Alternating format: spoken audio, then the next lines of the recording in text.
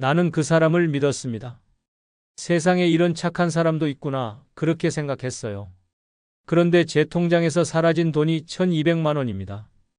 77세 유선옥 씨는 3개월간 자신을 챙겨주던 남자에게 속았습니다. 처음엔 반찬을 나눠주고 병원에 같이 가주고 말동무가 되어준 그 사람이 어느 날 말했습니다. 어머니, 딱 한 번만 도와주세요. 그 순간 그녀는 외면하지 못했습니다. 결과는 배신이었습니다. 이 이야기는 남의 얘기가 아닙니다. 지금 당신 옆에 있는 바로 그 사람이 이런 모습일 수 있습니다. 노인을 노리는 사기꾼들이 점점 교묘해지고 피해자들은 점점 많아지고 있습니다. 2024년 한 해 동안만 전국에서 발생한 노인 대상 사기 피해 금액은 3천억 원을 넘었습니다. 하지만 대부분의 피해자들은 끝까지 말하지 못합니다. 창피해서, 억울해서, 스스로를 탓해서 침묵합니다. 그 침묵 뒤엔 또 다른 피해가 이어지고 있습니다. 지금 이 순간에도 누군가는 가족 같은 사람에게 인생을 송두리째 빼앗기고 있습니다. 이 영상 반드시 끝까지 보셔야 합니다. 당신의 노후를 지키는데 결정적인 분기점이 될 것입니다. 아직 구독과 좋아요 누르지 않으셨다면 지금 꼭 눌러주시기 바랍니다. 노년에 조심해야 할 첫 번째 사람은 외로움을 파고들며 감정을 흔드는 사람입니다. 사람은 나이 들수록 외로움에 약해집니다. 자식은 바쁘고 친구는 하나둘 떠나고 텅 빈 집안에서 혼자 TV를 보며 하루를 보내는 일이 점점 익숙해질 때 누군가 다정하게 말을 걸어오면 그게 얼마나 따뜻하게 느껴지는지 그 마음 저도 너무나 잘 압니다. 서울 노원구에 사는 박정임 씨는 남편과 사별한 지 8년째였습니다. 자식은 외국에 살고 있고 평소엔 혼잣말을 하며 하루를 버티는 날이 더 많았습니다. 그런 그녀에게 어느 날 작은 우연처럼 한 남자가 다가왔습니다. 공원 벤치에서 마주친 이 남자는 유쾌하고 매너 있었으며 박 씨의 말에 진심으로 귀를 기울여주는 듯 보였습니다. 대화는 며칠 뒤 전화로 이어졌고 한 달도 안 돼 거의 매일 서로 안부를 묻고 함께 식사를 하고 때로는 팔짱을 끼고 걷는 사이가 됐습니다. 박 씨는 오랜만에 삶이 따뜻해졌다고 느꼈고 남자는 늘 이렇게 말했습니다. 나는 당신을 지켜주고 싶어요. 당신만 믿으세요. 하지만 그 믿음은 함정이었습니다. 어느 날 남자가 조심스레 돈 얘기를 꺼냈습니다. 지인한테 사기를 당해서 급하게 300만 원만 있으면 해결돼요. 다음 주면 무조건 갚을게요. 나를 믿는다면 도와줄 수 있죠? 박 씨는 그제야 망설였습니다. 하지만 그 남자의 간절한 눈빛과 자신에게 베풀어준 친절을 떠올리며 결국 은행으로 향했습니다. 그리고 돈을 건넸습니다. 그게 마지막이었습니다. 남자는 다음 날부터 연락이 끊겼고 며칠 뒤 전화번호는 아예 없는 번호로 바뀌어 있었습니다. 노년에 경계해야 할 사람은 갑작스레 다가와 외로움을 채워주는 사람입니다. 특히 혼자 사는 노인에게 외롭지 않게 해주겠다는 말은 가장 달콤한 유혹이자 동시에 가장 위험한 독입니다. 이들은 절대 처음부터 돈을 요구하지 않습니다. 오히려 시간을 들여 신뢰를 쌓고 정서적 유대를 만들며 자신이 믿을 수 있는 사람이라는 이미지를 심습니다. 그리고 어느 날 피해자의 심리적 빚을 교묘히 이용해 금전 요구를 합니다. 내가 그동안 해준 걸 생각하면 이 정도는 도와줄 수 있잖아요? 이 한마디에 박 씨는 거절하면 내가 너무 냉정한 사람이 되는 것 같아 결국 지갑을 열었다고 했습니다. 외로운 마음을 이해합니다. 따뜻한 말 한마디에 눈물이 나고 누군가 내 안부를 묻는 그 순간에 살아있다는 느낌을 받는다는 말도요. 하지만 그 따뜻함이 진짜인지 아니면 철저히 계산된 접근인지 반드시 의심하셔야 합니다. 노년의 삶에서 진짜 위협은 거친 외부가 아니라 친절한 얼굴로 다가오는 사람일 수 있습니다. 그 누구보다도 당신을 지키고 지갑을 지키고 마음을 지켜야 하는 사람은 바로 당신 자신입니다. 두 번째로 반드시 경계해야 할 사람은 도움을 가장한 제안을 먼저 꺼내는 사람입니다. 겉으로는 당신을 돕겠다고 하지만 속셈은 당신의 통장에 있습니다. 부산 해운대에 사는 이정규 씨는 74세입니다. 아내와 사별한 뒤로 사람들과의 연락도 점점 줄었고 혼자 지내는 시간이 길어졌습니다. 그러던 어느 날 우연히 마트 앞에서 짐을 옮기다가 허리를 삐끗해 잠깐 주저앉은 순간 한 여자가 다가왔습니다. 어르신 괜찮으세요? 병원 같이 가드릴까요? 다정한 말투에 의지하고 싶어졌고 두 사람은 병원까지 함께 택시를 타고 갔습니다. 그렇게 연락이 시작됐고 그녀는 종종 반찬을 해다주고 병원도 동행하며 가족처럼 지냈습니다. 문제는 2달쯤 지난 어느 날부터 시작됐습니다. 어르신, 이 집 너무 오래된 거 아니에요? 요즘 보일러 폭발 사고도 많고 제가 아는 분이 리모델링을 싸게 해주는데 지금 안 하면 나중에 돈 더 듭니다. 처음엔 단순한 조언 같았지만 며칠 뒤 실제로 공사업체 직원이 찾아왔습니다. 그리고 말도 안 되는 가격에 계약서를 내밀었습니다. 이정규 씨는 의심했지만 이미 마음을 준 상대였습니다. 그 사람이 이렇게까지 나서서 말하는데 뭔가 이유가 있겠지라고 생각했습니다. 결국 계약서에 도장을 찍었고 보증금 500만 원이 빠져나갔습니다. 그러나 공사는 시작되지 않았고 여자는 잠적했습니다. 두 번째 유형의 사람은 도움을 주는 척하며 결정권을 슬그머니 넘겨받는 사람입니다. 노년기에는 나는 잘 모른다며 누군가에게 의사결정을 위임하기 쉬워집니다. 하지만 그 작은 위임이 인생의 균형을 무너뜨릴 수 있습니다. 이들은 먼저 당신의 불편한 점을 콕 짚습니다. 오래된 집, 낡은 차, 불편한 몸, 느린 인터넷, 고지서를 보며 이건 바꿔야 해요라고 말하죠. 그리고 자신이 해결해 주겠다고 나섭니다. 정작 그 해결 뒤에는 커미션, 소개비, 수수료, 사기 계약서가 숨어 있고 피해는 당신의 이름으로 시작됩니다. 더 무서운 점은 이 과정이 대부분 도와주는 말투로 포장돼 있다는 겁니다. 제가 다 알아보고 연락드릴게요. 믿고 맡기세요. 어르신은 그냥 편히 계시면 됩니다. 이런 말이 나오기 시작하면 바로 멈추셔야 합니다. 이정규 씨는 말했습니다. 내가 선택한 것도 아닌데 내 통장에서 돈이 나가 있더라고. 나중에야 내가 당한 걸 알았지.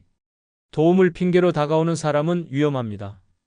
특히 혼자 사는 노인의 일상에 자주 출입하며 식사와 청소를 도와주며 신뢰를 쌓는 사람일수록 더욱 조심해야 합니다. 노년기에 진짜 필요한 사람은 함께 웃고 이야기를 들어주는 사람이지 당신 대신 결정을 내려주는 사람이 아닙니다.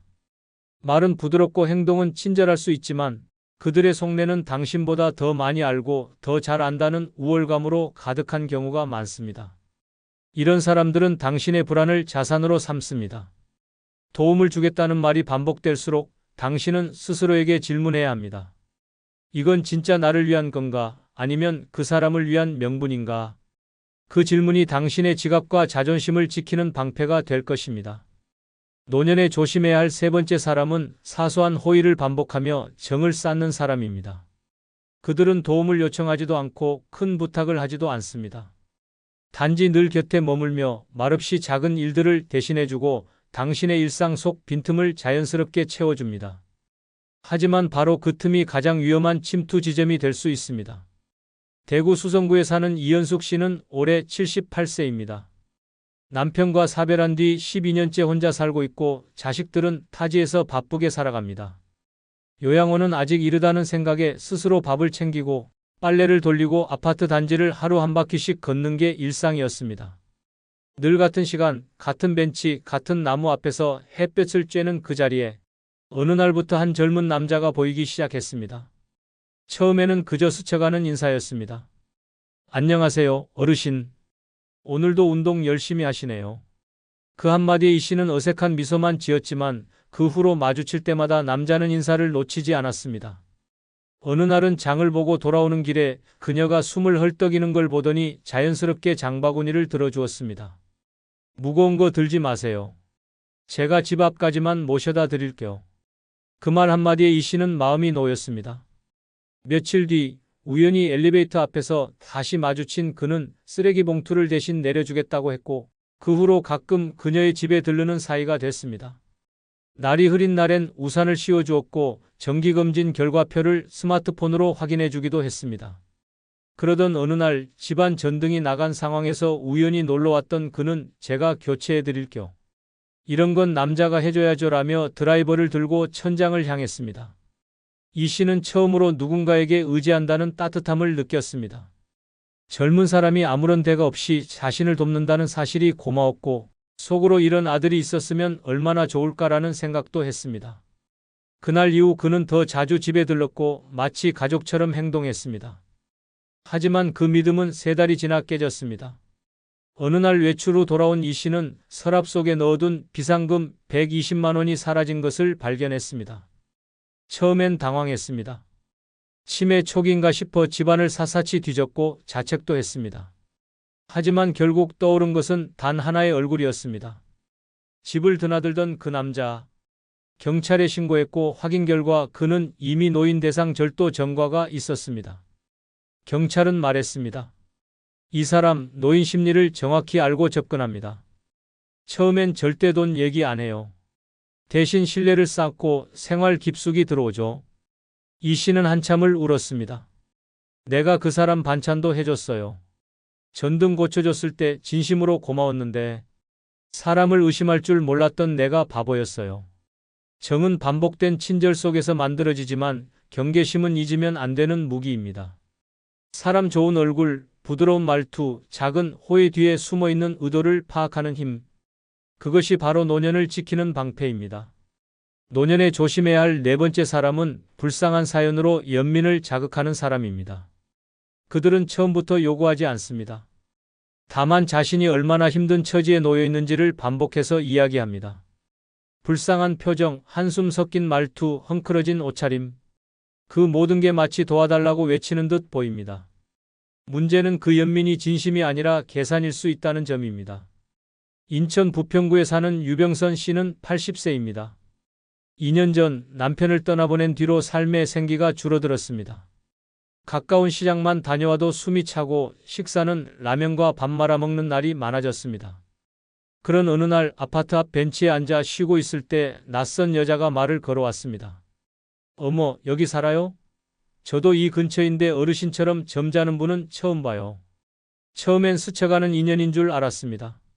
하지만 그 여자는 거의 매일 같은 시간에 나타났습니다.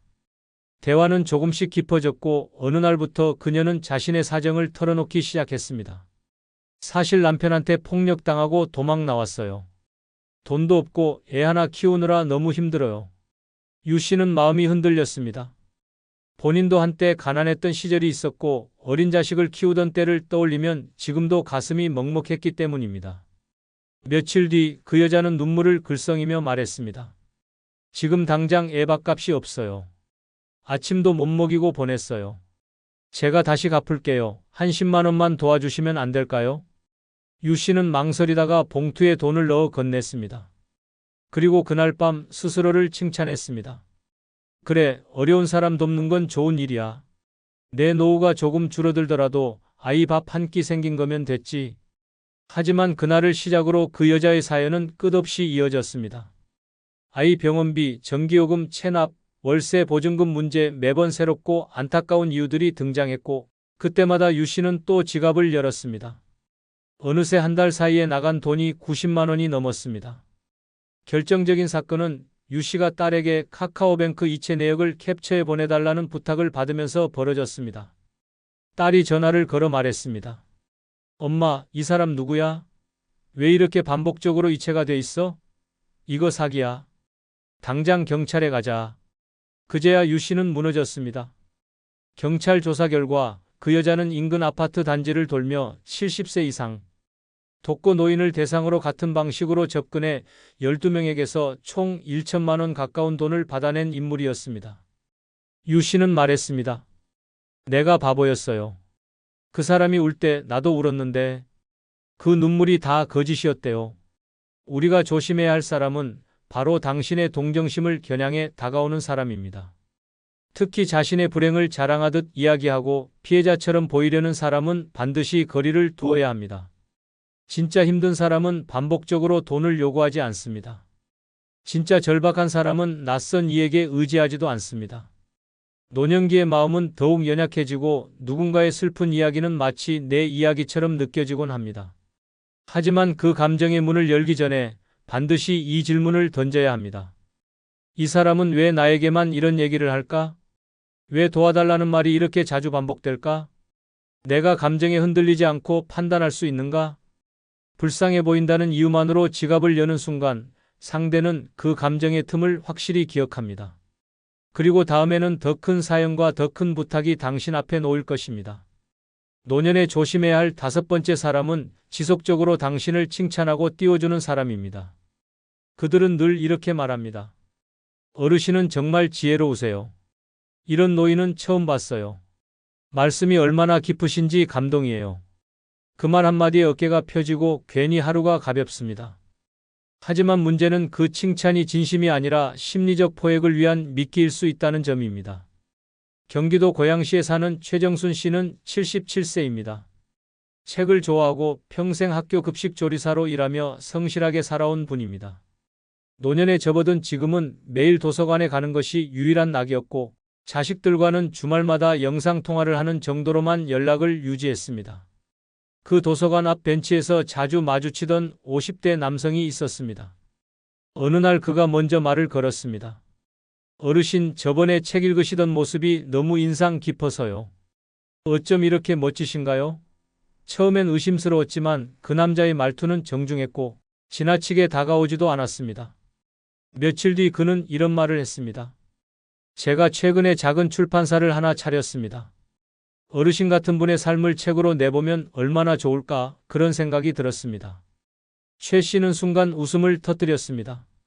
내 이야기를 누가 읽겠어요? 하지만 남자는 진지했습니다. 아닙니다. 이런 삶이야말로 지금 세대에게 꼭 필요한 이야기입니다.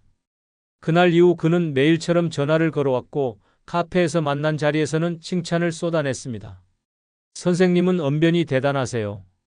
감수성도 남다르시고요. 이런 분은 흔치 않습니다. 그러더니 조심스럽게 제안했습니다. 소책자로만이라도 출간해 보시죠. 인쇄도 나오고 출판 기념회도 열어드릴게요. 대신 인쇄비는 선생님 부담인데 총 280만 원입니다. 최 씨는 망설였습니다. 그런데 남자가 다시 말했습니다. 이건 비용이 아니라 투자입니다. 선생님이 얼마나 가치 있는 삶을 살아오셨는지 그걸 세상에 남기자는 거죠. 결국 최 씨는 적금을 깼습니다. 그리고 280만 원을 송금했습니다. 결과는 참담했습니다. 책은 나오지 않았고 출판사도 문을 닫았습니다. 전화번호도 바뀌어 있었습니다.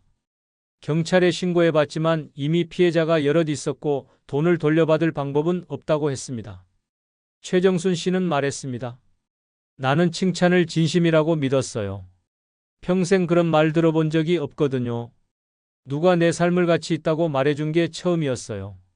당신이 조심해야 할 사람은 바로 이런 칭찬으로 마음의 문을 여는 사람입니다. 그들은 말재주가 뛰어납니다. 당신의 자존심을 긁어주고 세상에 인정받지 못했던 외로움을 정확히 파고듭니다. 마치 오랜 친구 같고 당신을 진심으로 존경하는 사람처럼 다가오지만 사실은 감정을 낚시질하는 기술자일 뿐입니다. 노년에는 인정받고 싶은 마음이 커집니다.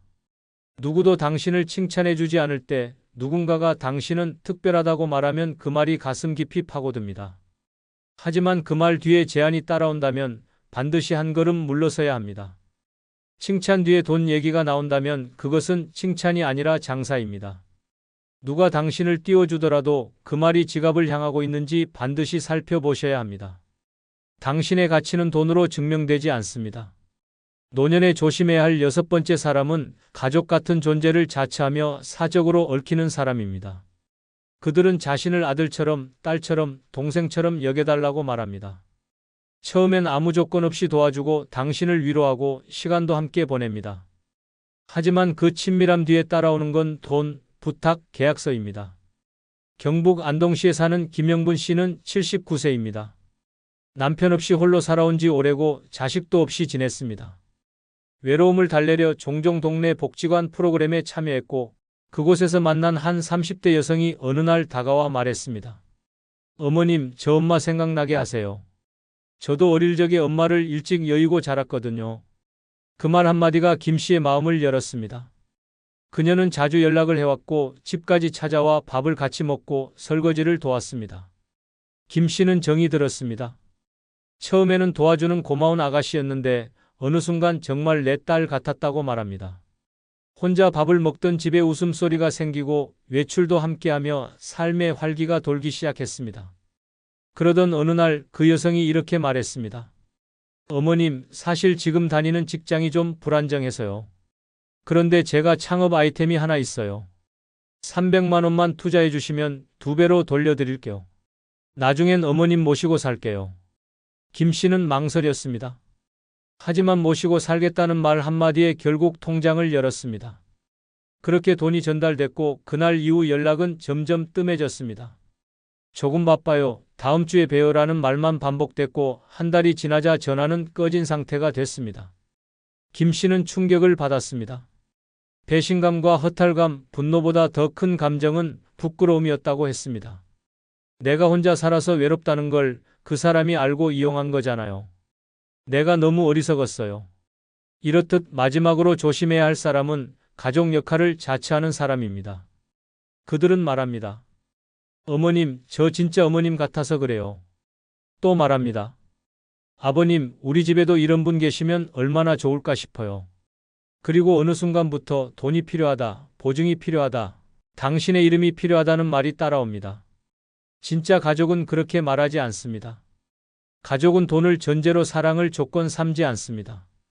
하지만 이들은 정서적 유대를 쌓은 뒤 그 유대를 거래로 바꿉니다.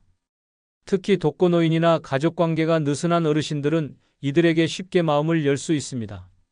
식사 한 끼, 정리해주는 방, 명절에 전해주는 작은 선물 하나에 눈물이 날 만큼 감동하는 나이. 그 감정을 노리는 사람이 바로 이 유형입니다.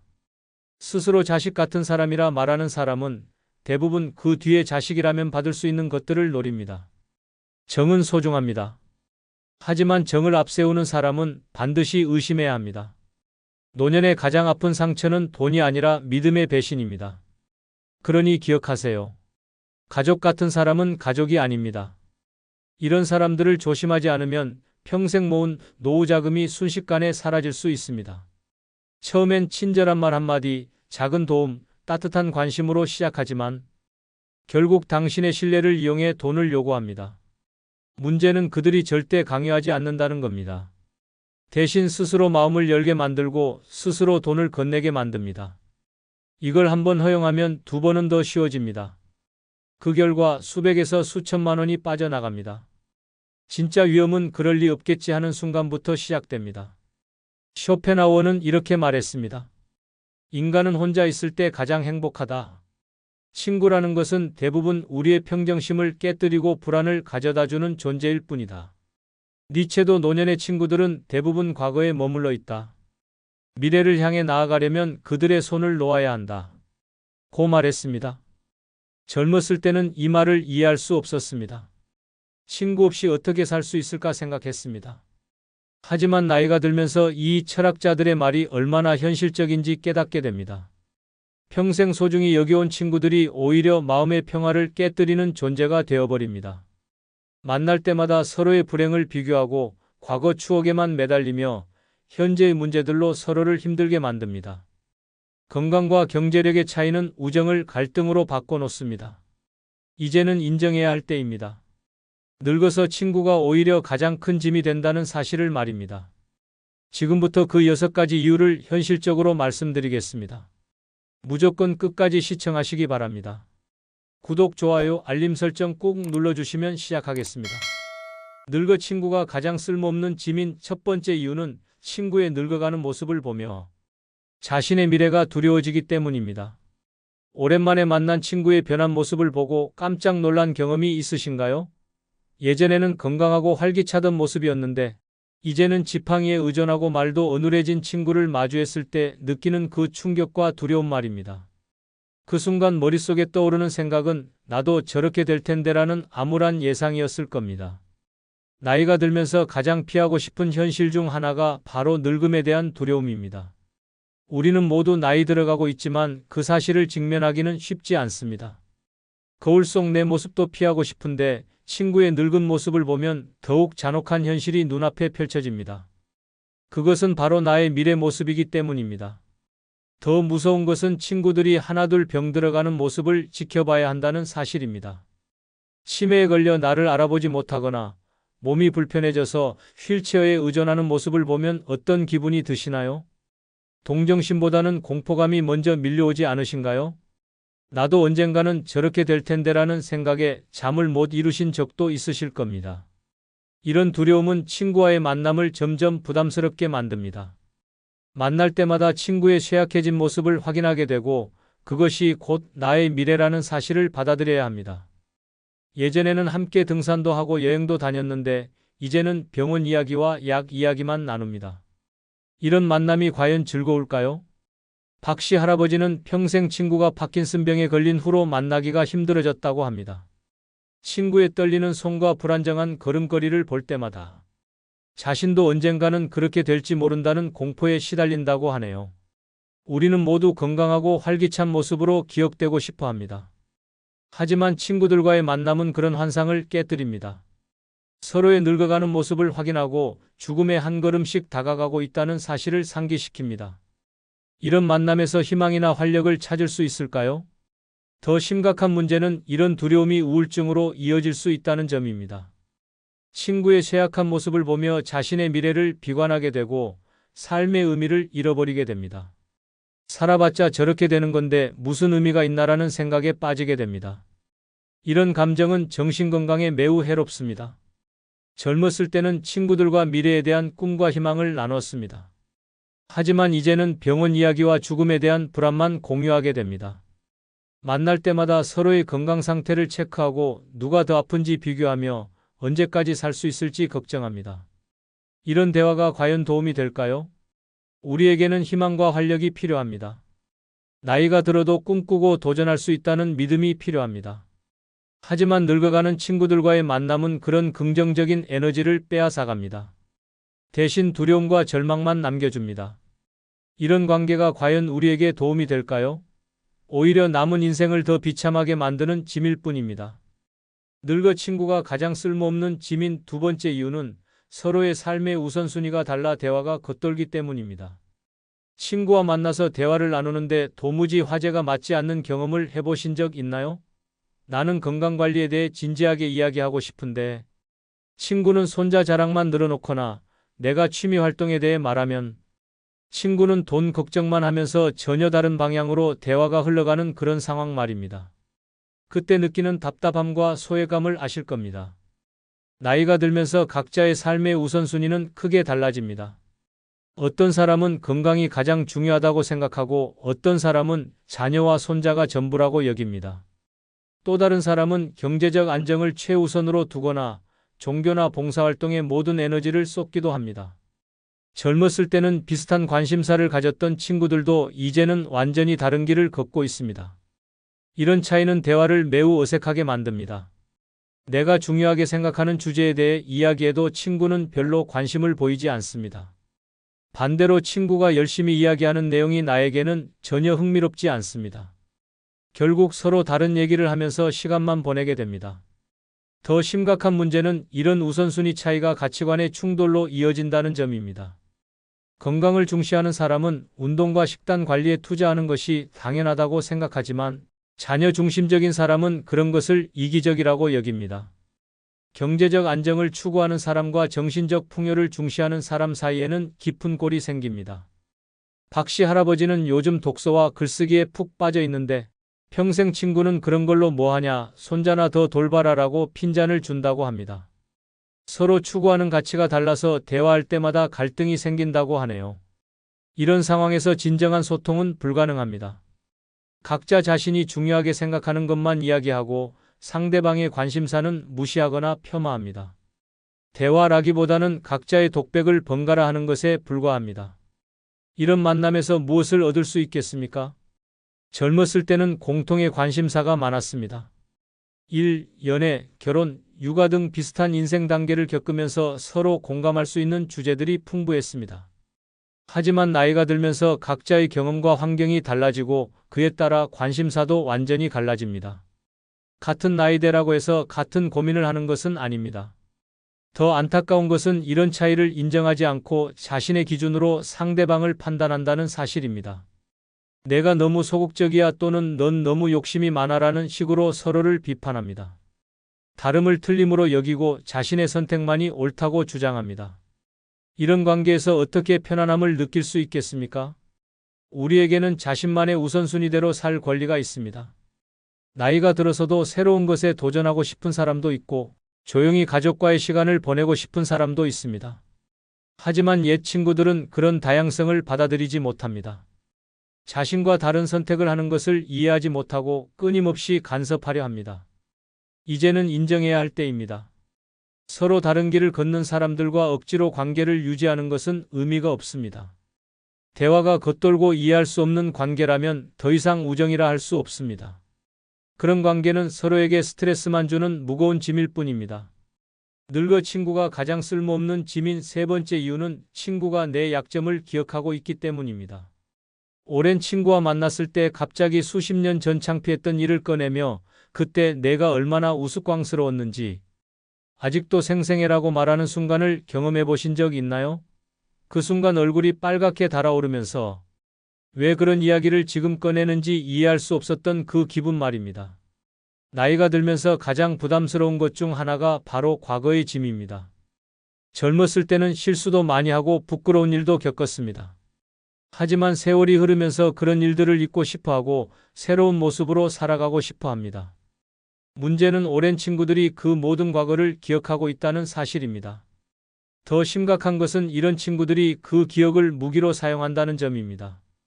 대화 중에 자연스럽게 옛날 이야기를 꺼내면서 상대방을 위축시킵니다. 내가 무슨 말을 하는 거야? 예전에 너는 이랬잖아라는 식으로 현재의 나를 과거의 실수로 규정해버립니다.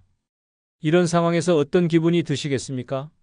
우리 모두는 변화하고 성장합니다. 젊었을 때의 미숙함이나 실수가 평생 나를 따라다닐 이유는 없습니다. 하지만 오랜 친구들은 그 변화를 인정하려 하지 않습니다. 오히려 과거의 모습에 나를 가두려고 합니다. 너는 원래 그런 사람이야 라고 단정 지으면서 현재의 노력이나 변화를 무시해버립니다. 김씨 할머니의 경우를 보면 40년 친구가 만날 때마다 젊었을 때 경제적으로 어려웠던 시절 이야기를 꺼낸다고 합니다. 그때 내가 돈 없어서 얼마나 쪼들렸는지 기억나지? 라고 하면서 지금의 안정된 생활을 폄하한다는 겁니다. 이런 친구들과 있으면 끊임없이 과거의 그림자에 시달리게 됩니다. 새로운 도전을 하려고 해도 내가 그런 걸 할 수 있겠어? 예전에 실패했잖아라는 말을 듣게 됩니다. 자신감을 가지려고 해도 과거의 약점을 들먹이며 주눅들게 만듭니다. 이것이 과연 건강한 관계일까요? 더 큰 문제는 이런 기억들이 시간이 지날수록 왜곡된다는 사실입니다. 실제보다 더 과장되어 기억되거나 맥락은 빠지고 부정적인 부분만 남게 됩니다. 친구는 자신이 기억하는 대로가 진실이라고 믿고 그것을 근거로 현재의 나를 판단합니다. 이런 상황에서 어떻게 자유롭고 편안한 관계를 유지할 수 있겠습니까? 우리에게는 과거로부터 자유로울 권리가 있습니다. 젊었을 때의 실수나 약점이 평생 나를 규정할 이유는 없습니다. 하지만 오랜 친구들은 그 자유를 허락하지 않습니다. 과거의 기억 속에 나를 가두고 그 틀에서 벗어나려는 시도를 방해합니다. 진정한 친구라면 나의 성장과 변화를 인정하고 응원해야 합니다. 과거의 약점을 들먹이며 현재를 부정하는 것이 아니라 지금의 모습을 있는 그대로 받아들여야 합니다. 하지만 대부분의 오랜 친구들은 그렇지 못합니다. 이런 관계는 더 이상 우정이 아닙니다. 나를 과거에 묶어두는 족쇄일 뿐입니다. 늙어 친구가 가장 쓸모없는 짐인 네 번째 이유는 친구의 질투와 비교가 마음을 상하게 하기 때문입니다. 혹시 이런 경험 있으신가요? 오랜만에 만난 친구가 요즘 어떻게 지내? 라고 묻는데 왠지 진심으로 안부를 묻는 것 같지 않다는 느낌을 받으신 적 말입니다. 그 뒤에 이어지는 대화가 우리 아들이 이번에 승진했어. 또는 새 차 샀는데 정말 좋더라라는 식으로 흘러가면서 기분이 묘해지시죠? 저희 동네에 살고 있는 김씨 할머니 이야기를 들어보세요. 40년 넘게 친하게 지내온 친구가 있었습니다. 젊었을 때는 서로 힘든 일도 나누고 기쁜 일도 함께 했는데 요즘은 만날 때마다 스트레스를 받는다고 하십니다. 왜 그럴까요? 친구가 만날 때마다 우리 손자가 서울대 들어갔어 라고 자랑하면서 너희 손자는 어디 대학 가니? 라고 묻는다는 겁니다. 더 심한 경우도 있습니다. 박씨 할아버지는 평생 친구로 지내온 분과 최근에 연락을 끊었다고 합니다. 이유가 뭘까요? 그 친구가 만날 때마다 나는 아직 병원 안 다녀도 되는데 너는 벌써 여기저기 아프냐? 라고 말한다는 겁니다. 건강을 비교하면서 은근히 우월감을 드러내는 거죠. 이런 상황에서 여러분은 어떤 기분이 드실까요? 만나고 나서 기분이 좋아지시나요? 아니면 오히려 우울해지시나요? 대부분 후자일 겁니다. 왜 그럴까요? 친구라는 이름으로 서로를 비교하고 질투하는 관계가 되어버렸기 때문입니다. 또 다른 예를 들어보겠습니다. 최 씨 할머니는 매주 만나던 친구들과의 모임을 그만두었습니다. 무슨 일이 있었을까요? 친구들이 모일 때마다 누구 집이 더 크고 누구 연금이 더 많은지 비교하는 게 일상이 되었다고 합니다. 심지어 너는 아직도 그 작은 집에 사니? 라고 대놓고 말하는 친구도 있었답니다. 생각해 보세요. 젊었을 때는 어땠나요? 서로 격려하고 응원했잖아요. 누군가 어려울 때 도와주고 기쁠 때 함께 기뻐해 주었습니다. 하지만 나이가 들면서 점점 달라집니다. 자식 자랑, 돈 자랑, 건강 자랑이 대화의 전부가 되어버립니다. 이런 친구들과 시간을 보내면 과연 행복해지실까요? 아니면 더 외롭고 초라해지실까요? 여러분도 한번 생각해 보세요. 최근에 친구들과 만나서 기분 좋게 헤어진 적이 언제인가요? 아마 오래전 일일 겁니다. 이제는 솔직히 인정해야 할 때입니다. 이런 친구들은 더 이상 우리 인생에 도움이 되지 않습니다. 오히려 마음만 상하게 만드는 짐일 뿐입니다. 늙어 친구가 가장 쓸모없는 짐인 5번째 이유는 몸은 힘든데 의무감으로 만남을 유지하기 때문입니다. 무릎이 아프고 허리가 불편한데도 오랜 친구인데 안 만날 수는 없잖아라는 생각으로 억지로 약속을 잡으신 경험이 있으신가요? 집에서 쉬고 싶은 마음이 간절한데도 친구가 섭섭해할까봐 참고 나가신 적 말입니다. 그런데 막상 만나고 나면 피곤함만 더해지고 몸은 더 힘들어지는 그런 상황을 겪어보셨을 겁니다. 나이가 들면서 가장 큰 변화 중 하나가 바로 체력의 급격한 저하입니다. 예전에는 하루 종일 돌아다녀도 멀쩡했는데 이제는 조금만 움직여도 금세 지칩니다. 외출 한번 하는 것도 큰 부담이 되고 집에서 조용히 쉬는 것이 가장 편안합니다. 하지만 친구들과의 관계는 그런 현실을 고려해주지 않습니다. 더 힘든 것은 친구들 역시 나이가 들어서 만남 자체가 서로에게 부담이 된다는 사실입니다. 모두 몸이 불편하고 피곤한데도 우정을 지켜야 한다는 의무감 때문에 억지로 만남을 이어갑니다. 이런 만남에서 진정한 즐거움을 찾을 수 있을까요? 서로 힘든 몸을 이끌고 나와서 어색한 시간을 보내는 것이 과연 의미가 있을까요? 실제로 많은 분들이 이런 딜레마를 겪고 계십니다. 친구를 만나고 싶은 마음은 없지만 오랜 관계를 끊기는 어려워서 계속 만나고 있습니다. 약속을 잡을 때부터 부담스럽고 만나는 동안에도 빨리 집에 가고 싶어 합니다. 헤어진 후에는 온몸이 아프고 며칠간 회복하느라 고생합니다. 이 씨 할머니는 매주 만나던 친구들과의 모임이 이제는 고역이 되었다고 합니다. 관절염 때문에 걷기도 힘든데 친구들이 서운해할까봐 계속 참석하고 있다는 겁니다. 집에 돌아오면 며칠간 몸살을 앓는다고 하네요. 젊었을 때는 친구들과의 만남이 활력소였습니다. 함께 있으면 에너지가 충전되고 기분이 좋아졌습니다. 하지만 이제는 정반대가 되었습니다. 만남이 에너지를 빼앗아가고 몸과 마음을 더욱 지치게 만듭니다. 그런데도 계속 만나는 이유는 무엇일까요? 단지 의무감 때문입니다. 이런 의무감은 건강에도 해롭습니다. 몸이 쉬어야 할 때 억지로 활동하면 회복이 더디어지고 병이 악화될 수 있습니다. 스트레스도 증가하고 면역력도 떨어집니다. 친구를 위한다는 명목으로 자신의 건강을 해치는 것입니다. 이것이 과연 올바른 선택일까요? 더 안타까운 것은 친구들도 똑같은 상황이라는 사실입니다. 서로 힘든 몸을 이끌고 나와서 억지 웃음을 짓고 빨리 집에 가고 싶어 하면서도 내색하지 못합니다. 모두가 부담스러워하는데도 아무도 먼저 그만 만나자고 말하지 못합니다. 이런 관계가 과연 건강한 우정일까요? 우리에게는 솔직할 권리가 있습니다. 몸이 힘들면 쉬어야 하고 만나기 싫으면 거절할 수 있어야 합니다. 진정한 친구라면 그런 상황을 이해해 줄 것입니다. 하지만 대부분의 친구 관계는 그렇지 못합니다. 의무감과 체면 때문에 서로를 힘들게 만드는 관계로 변질되어 버립니다. 이제는 정직하게 인정해야 할 때입니다. 몸이 힘든데 억지로 유지하는 관계는 더 이상 우정이 아닙니다. 서로에게 부담만 주는 무거운 짐일 뿐입니다. 건강한 노후를 위해서는 이런 의무적인 관계에서 벗어날 용기가 필요합니다. 늙어 친구가 가장 쓸모없는 짐인 6번째 이유는 고집이 세져서 조언을 전혀 듣지 않기 때문입니다. 친구를 위해 진심으로 걱정하는 마음으로 조언을 해주었는데 나는 내 방식대로 할 거야 라고 딱 잘라 말하면서 아예 들으려고 하지 않는 상황을 겪어보셨나요? 그때 느끼는 그 답답함과 허무함을 아시는 분들이라면 이 이야기에 깊이 공감하실 겁니다. 나이가 들면서 가장 크게 변하는 것 중 하나가 바로 고집입니다.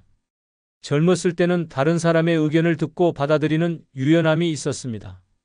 하지만 세월이 흐르면서 자신만의 경험과 신념이 굳어지고 그것이 절대적인 진리라고 믿게 됩니다. 문제는 이런 고집이 친구 관계에서 큰 갈등을 만든다는 점입니다. 저희 동네 이씨 할아버지는 60년 친구가 건강식품에 매달려 한 달에 수십만 원씩 쓰는 걸 보고 조언했지만 너는 모르는 소리 하지 말아라는 말만 돌아왔다고 합니다. 친구를 걱정하는 마음이었는데 도리어 원망을 듣게 되었다고 하네요. 왜 이런 일이 생길까요? 나이가 들면서 자존심이 더 강해지기 때문입니다. 누군가 자신의 판단에 의문을 제기하면 그것을 개인적인 모독으로 받아들입니다. 내가 이 나이까지 살면서 그것도 모르겠냐는 식으로 반응하게 됩니다. 자신의 경험을 절대시하고 다른 관점을 받아들이려 하지 않습니다. 더 심각한 문제는 이런 고집이 점점 더 강해진다는 사실입니다. 한번 마음을 정하면 아무리 명백한 증거를 보여줘도 인정하지 않습니다. 심지어 잘못된 결과가 나와도 운이 나빴을 뿐이라고 합리화합니다. 조언을 해주는 사람을 오히려 방해꾼으로 여기기까지 합니다. 얼마나 많은 분들이 이런 상황을 겪고 계실까요? 친구를 위해 진심으로 조언해 주었는데 도리어 나이 들어서 간섭하지 말아라는 말을 들어보신 분들이 대부분일 겁니다. 그때 느끼는 그 허탈함과 서운함, 정말 이루 말할 수 없죠. 젊었을 때는 서로 조언하고 받아들이는 관계였습니다. 누군가 실수하면 이렇게 하는 게 어때? 라고 말해주고 그것을 고마워했습니다. 하지만 이제는 완전히 달라졌습니다. 조언은 간섭이 되고 걱정은 참견이 됩니다. 자신의 방식만이 옳다고 믿고 다른 의견은 전혀 받아들이지 않습니다. 이런 친구들과 관계를 유지하는 게 과연 의미가 있을까요? 무엇을 말해도 듣지 않고 걱정해줘도 고마워하지 않습니다. 오히려 조언하는 사람을 불편해하고 멀리합니다. 이런 관계는 더 이상 우정이 아닙니다. 그냥 서로에게 스트레스만 주는 짐일 뿐입니다. 진정한 소통이 불가능한 관계에서 무엇을 기대할 수 있겠습니까? 지금까지 늙어서 친구가 가장 쓸모없는 짐이 되는 6가지 이유를 말씀드렸습니다. 많은 분들이 아직도 착각하고 계십니다. 친구 없이 어떻게 살아? 라고 걱정하시지만 정작 그 친구들 때문에 얼마나 고통받고 계신지는 모르고 계십니다.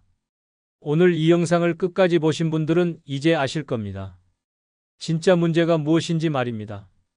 친구가 없어서 외로운 게 아니라 잘못된 친구 때문에 더 외로워지는 겁니다. 스트레스 받는 관계를 억지로 유지하느라 정작 자신을 돌볼 시간도 에너지도 잃어버리는 겁니다. 이제는 선택하십시오. 계속 그 무거운 짐을 지고 살 것인가, 아니면 용기를 내서 진정한 자유를 찾을 것인가. 혼자라고 외로운 것이 아닙니다. 잘못된 사람들과 함께 있을 때가 진짜 외로운 겁니다. 오늘부터 시작하세요. 불필요한 관계는 과감히 정리하고 자신만의 행복을 찾아가세요. 그것이 진정한 지혜로운 노후입니다. 한번 냉정하게 생각해 보십시오. 지금 당신 곁에 있는 사람들 중 끝까지 함께할 사람이 과연 몇 명이나 될까요? 자식은 각자의 삶으로 바쁘고 친구는 전화 한 통 없이 멀어지며 배우자조차 어느 날 갑자기 먼저 떠날 수 있습니다. 결국 남는 건 관계가 아니라 혼자 남은 나이입니다. 젊을 때는 타인의 시선으로 살았지만 노년에는 오직 나 자신만이 나를 지켜줄 수 있습니다. 자식에게 의지하면 상처받고 이웃에게 기대면 더 외로워집니다. 노년을 지키는 건 인간관계가 아니라 스스로를 지키는 생활력과 판단력, 그리고 매일의 태도입니다. 오늘 영상에서는 노년엔 누구보다 나를 먼저 믿어야 합니다. 나를 지켜주는 6가지라는 주제로 무너지지 않는 노년을 위한 단단한 생존 전략을 알려드리겠습니다. 구독과 좋아요, 알림 설정 눌러주시면 바로 시작하겠습니다. 노년에 꼭 필요한 5가지 중 첫 번째는 체면보다 따뜻한 밥 한 끼 나눌 수 있는 사람 한 명입니다. 돈, 명예, 명함 그것들이 모두 사라지고 난 뒤 사람은 비로소 누구와 밥을 먹을 수 있느냐를 생각하게 됩니다. 당당하게 식당 문을 열고 들어가 젓가락을 집어든 내 앞에 앉아줄 사람. 체면 따질 필요도 자존심 세울 필요도 없이 그냥 말없이 국물 한 숟갈을 나눌 수 있는 친구. 그 한 사람이 있느냐 없느냐에 따라 노년의 외로움은 지옥이 되기도 천국이 되기도 합니다. 서울 마포의 한 조용한 한정식 집.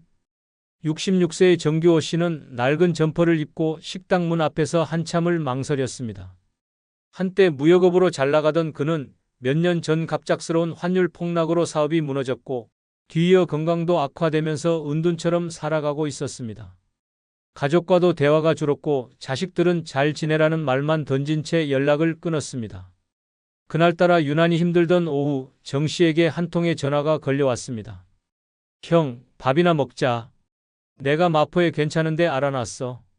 그 목소리는 대학 시절 자취방을 함께 썼던 친구 임선호 씨였습니다. 얼마 만에 외식인지도 기억나지 않을 만큼 정 씨는 오랜만에 사람을 만났습니다. 푸짐하게 차려진 반찬, 따끈한 찌개 냄새, 사람들의 웃음소리가 오랜만에 정 씨의 코끝을 스쳤습니다. 하지만 정 씨는 젓가락을 들지 못했습니다. 숟가락을 손에 쥔 채 그는 작게 입을 열었습니다. 미안하다, 선호야. 요즘 내가 밥값 낼 형편도 안 되고.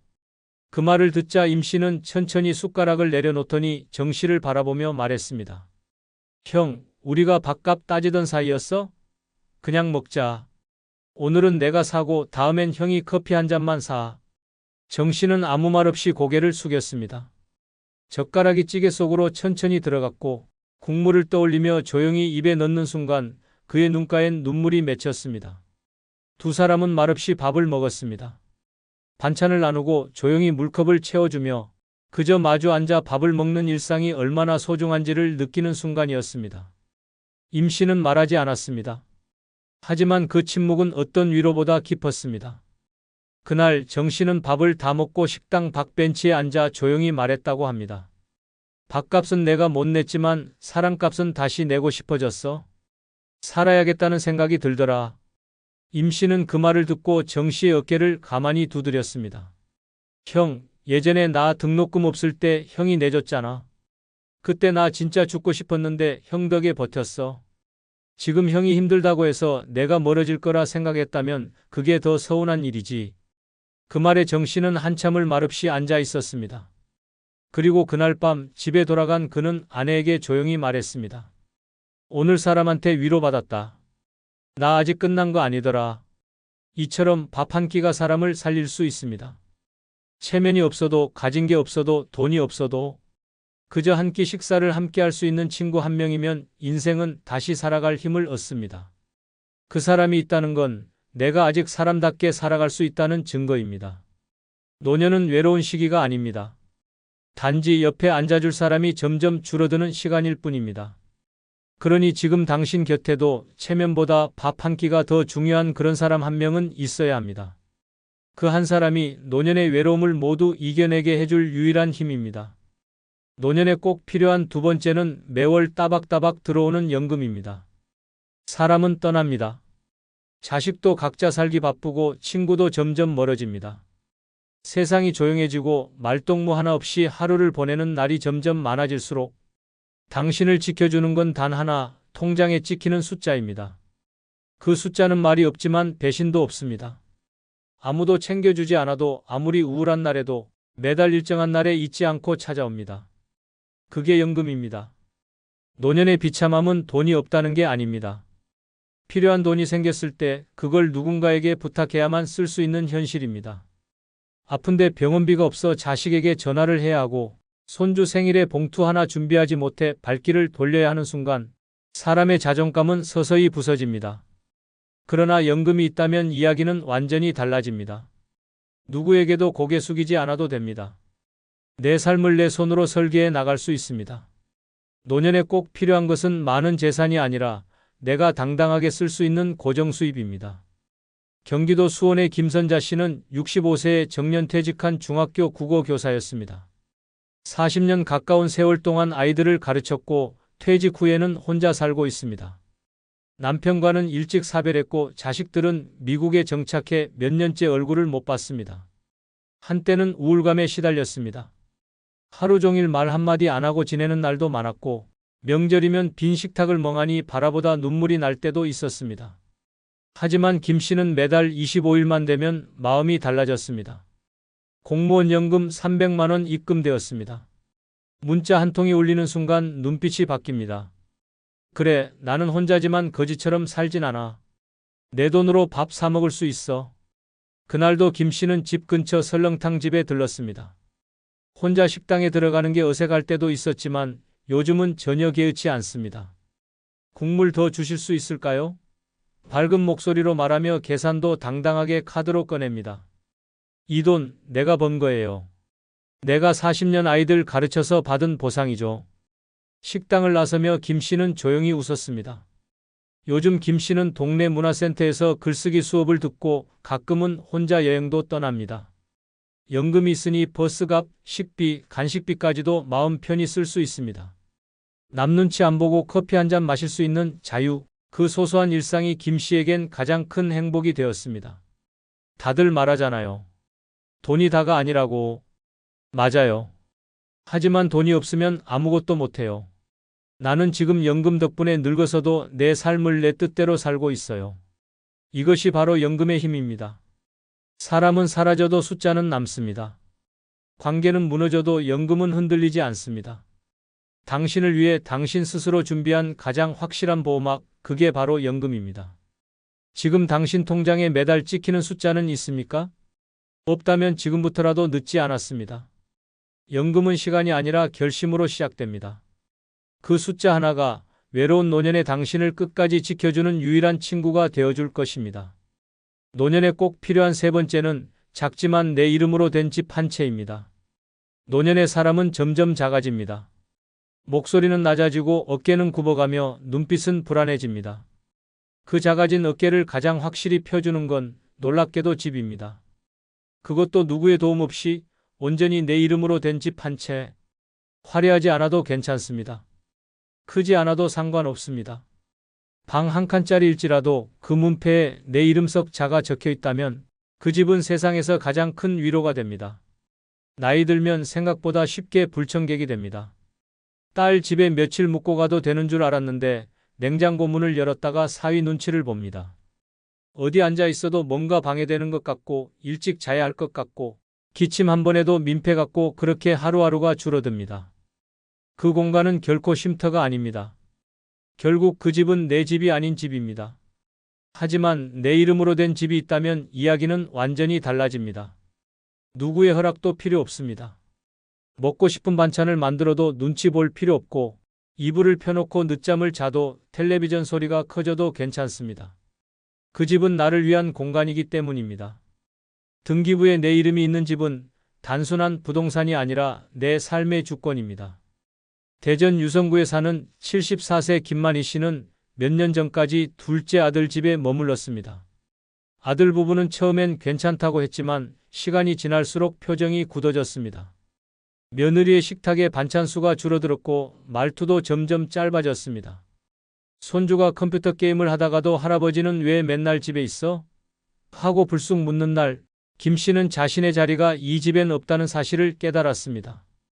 그날 밤 그는 조용히 서랍을 열어 30년 전 자신 명의로 사두었던 시골의 오래된 집 등기권리증을 꺼냈습니다.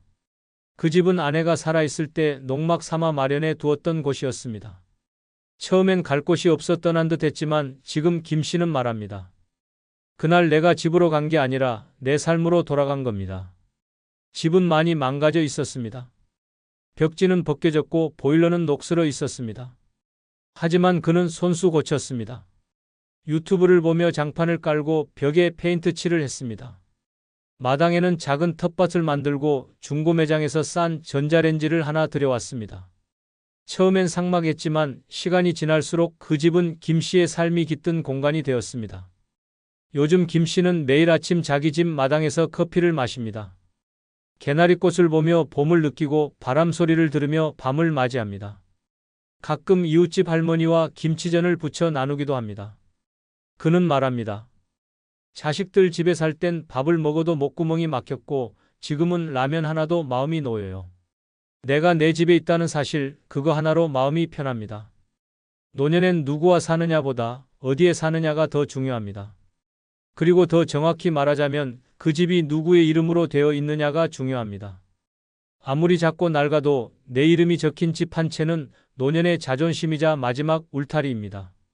어디에도 쫓기지 않고 누구에게도 눈치 보지 않고 내 마음대로 숨 쉴 수 있는 그 한 공간. 그 집이 있다는 것만으로도 우리는 마지막까지 사람답게 살 수 있습니다. 그러니 꼭 기억하십시오. 자식들 집 한 칸 얻어 사는 것보다 작더라도 내 집 하나가 더 든든합니다. 집은 단지 사는 곳이 아니라 나를 지켜주는 공간입니다. 늙은 나를 위한 마지막 선물은 결국 내 이름으로 된 집 한 채라는 사실. 그 집이야말로 당신을 끝까지 지켜줄 가장 조용하고 단단한 친구입니다. 노년에 꼭 필요한 네 번째는 버림받지 않게 만드는 최소한의 자존심입니다. 노년의 비극은 외로움에서 시작되지 않습니다. 진짜 무너지는 순간은 나도 모르게 버림받는 순간입니다. 가족들과 밥을 먹으면서도 대화에 끼지 못하고 같은 공간에 있으면서도 존재감이 사라질 때 사람은 스스로를 잃기 시작합니다. 그 시작은 아주 작습니다. 엄마, 그건 내가 할게요 라는 말에 입을 다물고 아버지, 그 얘긴 이제 그만하세요 라는 말에 고개를 돌립니다.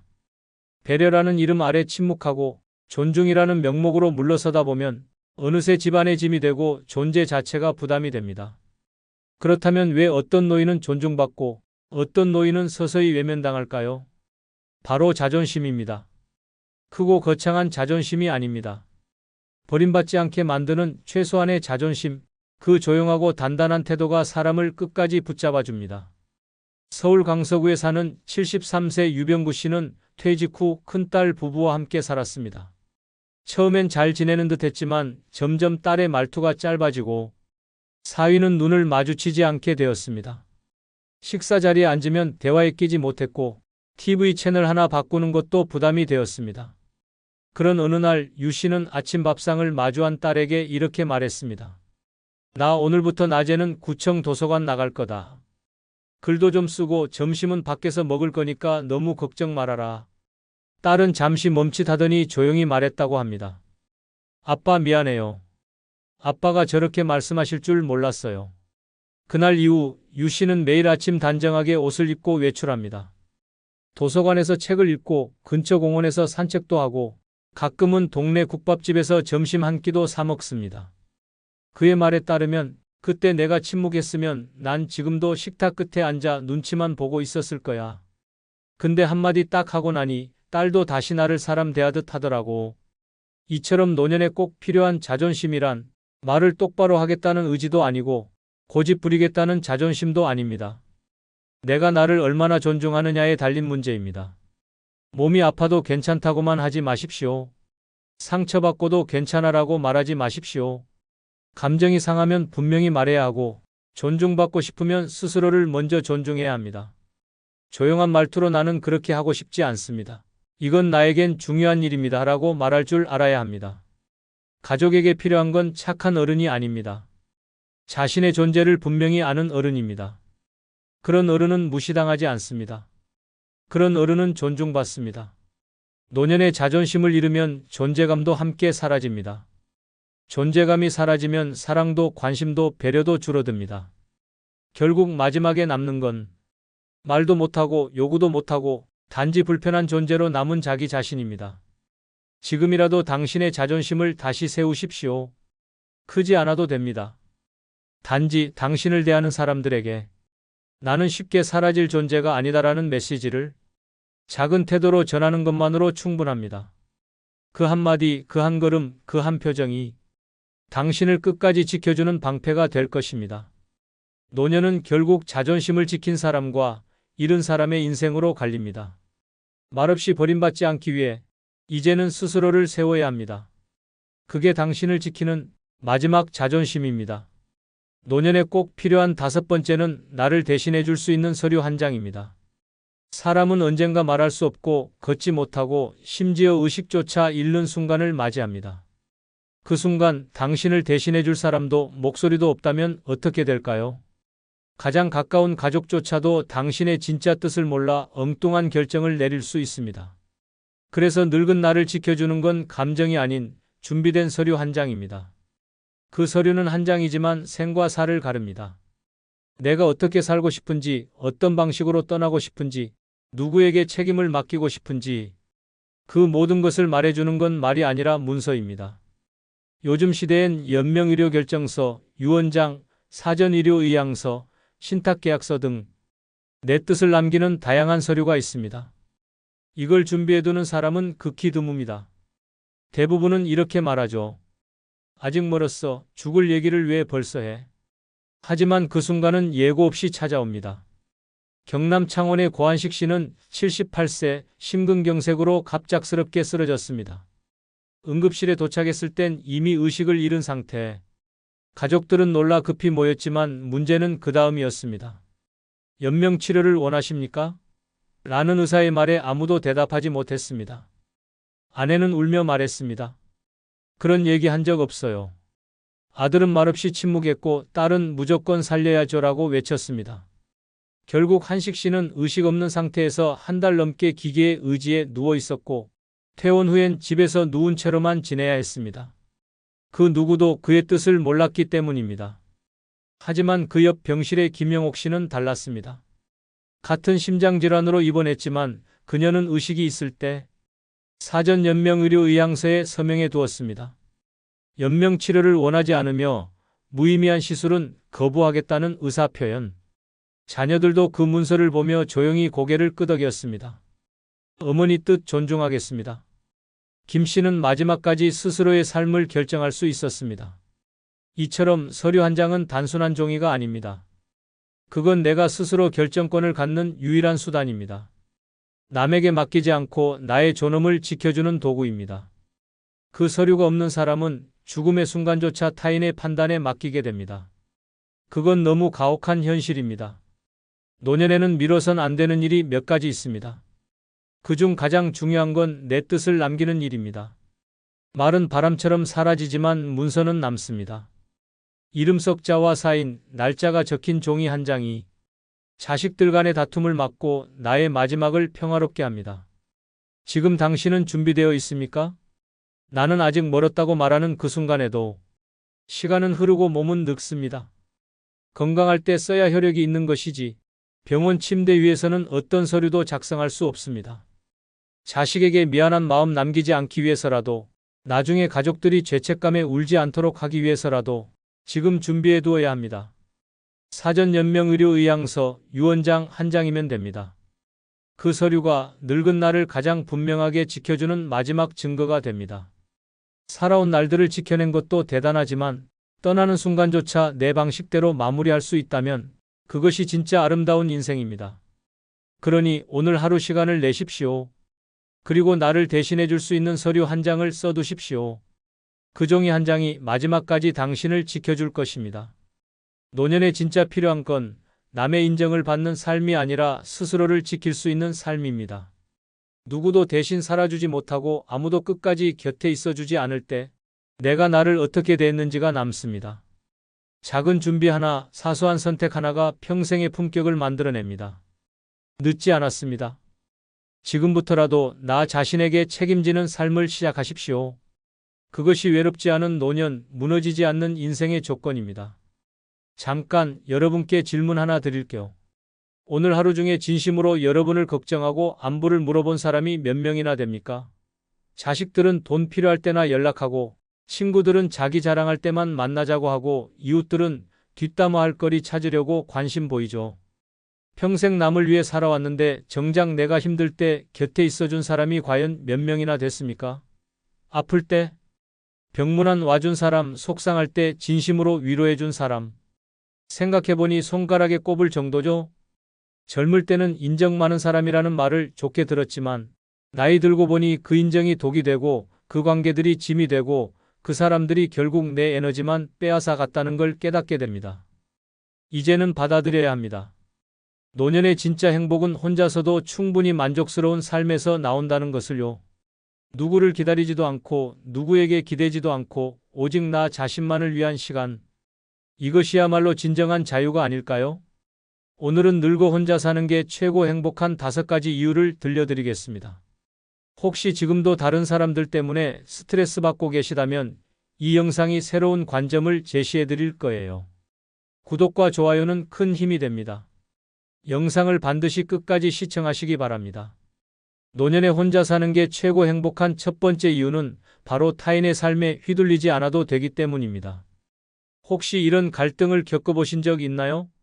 자식들과는 요즘 세상을 모른다는 소리를 들으며 세대 갈등에 시달리고 이웃들과는 사소한 일로 신경전을 벌이고 친구들과도 이런저런 일로 마음이 상하는 그런 하루하루 말이에요. 더 구체적으로 말해볼까요? 아침에 일어나서 김치찌개를 끓였는데 아들이 엄마, 이렇게 짜게 먹으면 혈압 올라가요라고 잔소리하면 하루 종일 기분이 상하죠. 그래서 다음에는 싱겁게 했더니 엄마 음식이 왜 이렇게 밍밍해졌어요? 라고 또 불평해요. 저녁에는 손자가 게임하는 걸 보고 공부 좀 해라라고 했더니 아들이 엄마는 요즘 교육 방식을 몰라요. 간섭하지 마세요라며 면박을 주고 이런 일들이 매일같이 반복되면서 집안이 전쟁터가 되는 거예요. 친구들과 만나서도 마찬가지예요. 우리 아들은 의사야, 우리 딸은 대기업. 다녀라는 자랑 섞인 이야기들 사이에서 우리 집은 별거 없는데 라며 위축되고 누군가 새 옷을 입고 나오면 나도 뭔가 사야 하나 하는 부담감에 시달리죠. 이웃 아주머니들과도 갈등이 끊이지 않아요. 왜 집 앞에 화분을 그렇게 놔두세요?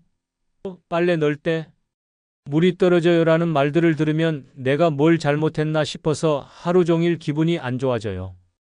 왜 이런 갈등이 끊이지 않을까요? 각자 살아온 방식이 다르고 가치관이 다르고 생각하는 기준이 달라서 그래요. 내가 옳다고 생각하는 게 상대방에게는 틀린 것이고 상대방이 당연하게 여기는 게 내게는 이해할 수 없는 일이 되는 거죠. 이런 갈등 속에서 살다 보면 매일이 스트레스입니다. 내가 뭘 잘못했나? 왜 나만 이해받지 못하나? 내 존재 가치가 뭔가 이런 생각들로 머릿속이 복잡해져요. 특히 남편을 먼저 보내고 혼자가 된 상황에서는 이런 갈등이 더욱 견디기 힘들어요. 그나마 내 편이 되어주던 사람이 없으니까 모든 갈등을 혼자 감당해야 하거든요. 혼자 살면 이런 갈등 자체가 존재하지 않습니다. 내가 어떻게 살든 뭘 하든 누구와 부딪힐 일이 없어요. 김치찌개를 짜게 끓이든 싱겁게 끓이든 누가 뭐라고 할 사람이 없고 TV를 하루 종일 틀어놔도 누가 간섭할 사람이 없어요. 77세 박모 씨의 경험을 들어보세요. 남편 떠나보내고 아들 집에서 3년 살았는데 하루에도 몇 번씩 갈등이 생겼어요. 사소한 것부터 시작해서 큰 소리까지. 그때마다 가슴이 답답하고 잠도 제대로 못 잤거든요. 지금은 작은 원룸에서 혼자 살지만 그런 스트레스가 전혀 없어서 매일이 평온해요. 갈등이 없어지면 어떤 변화가 생길까요? 첫째, 혈압이 안정됩니다. 화가 나고 스트레스를 받으면 혈압이 올라가는데 갈등이 없으니까 자연스럽게 혈압이 정상 범위를 유지해요. 둘째, 잠을 깊게 잡니다. 밤에 누워서 오늘 왜 그렇게 말했을까? 내일은 또 뭘로 싸우게 될까? 이런 걱정 없이 편안하게 잠들 수 있어요. 셋째, 식욕이 정상화됩니다.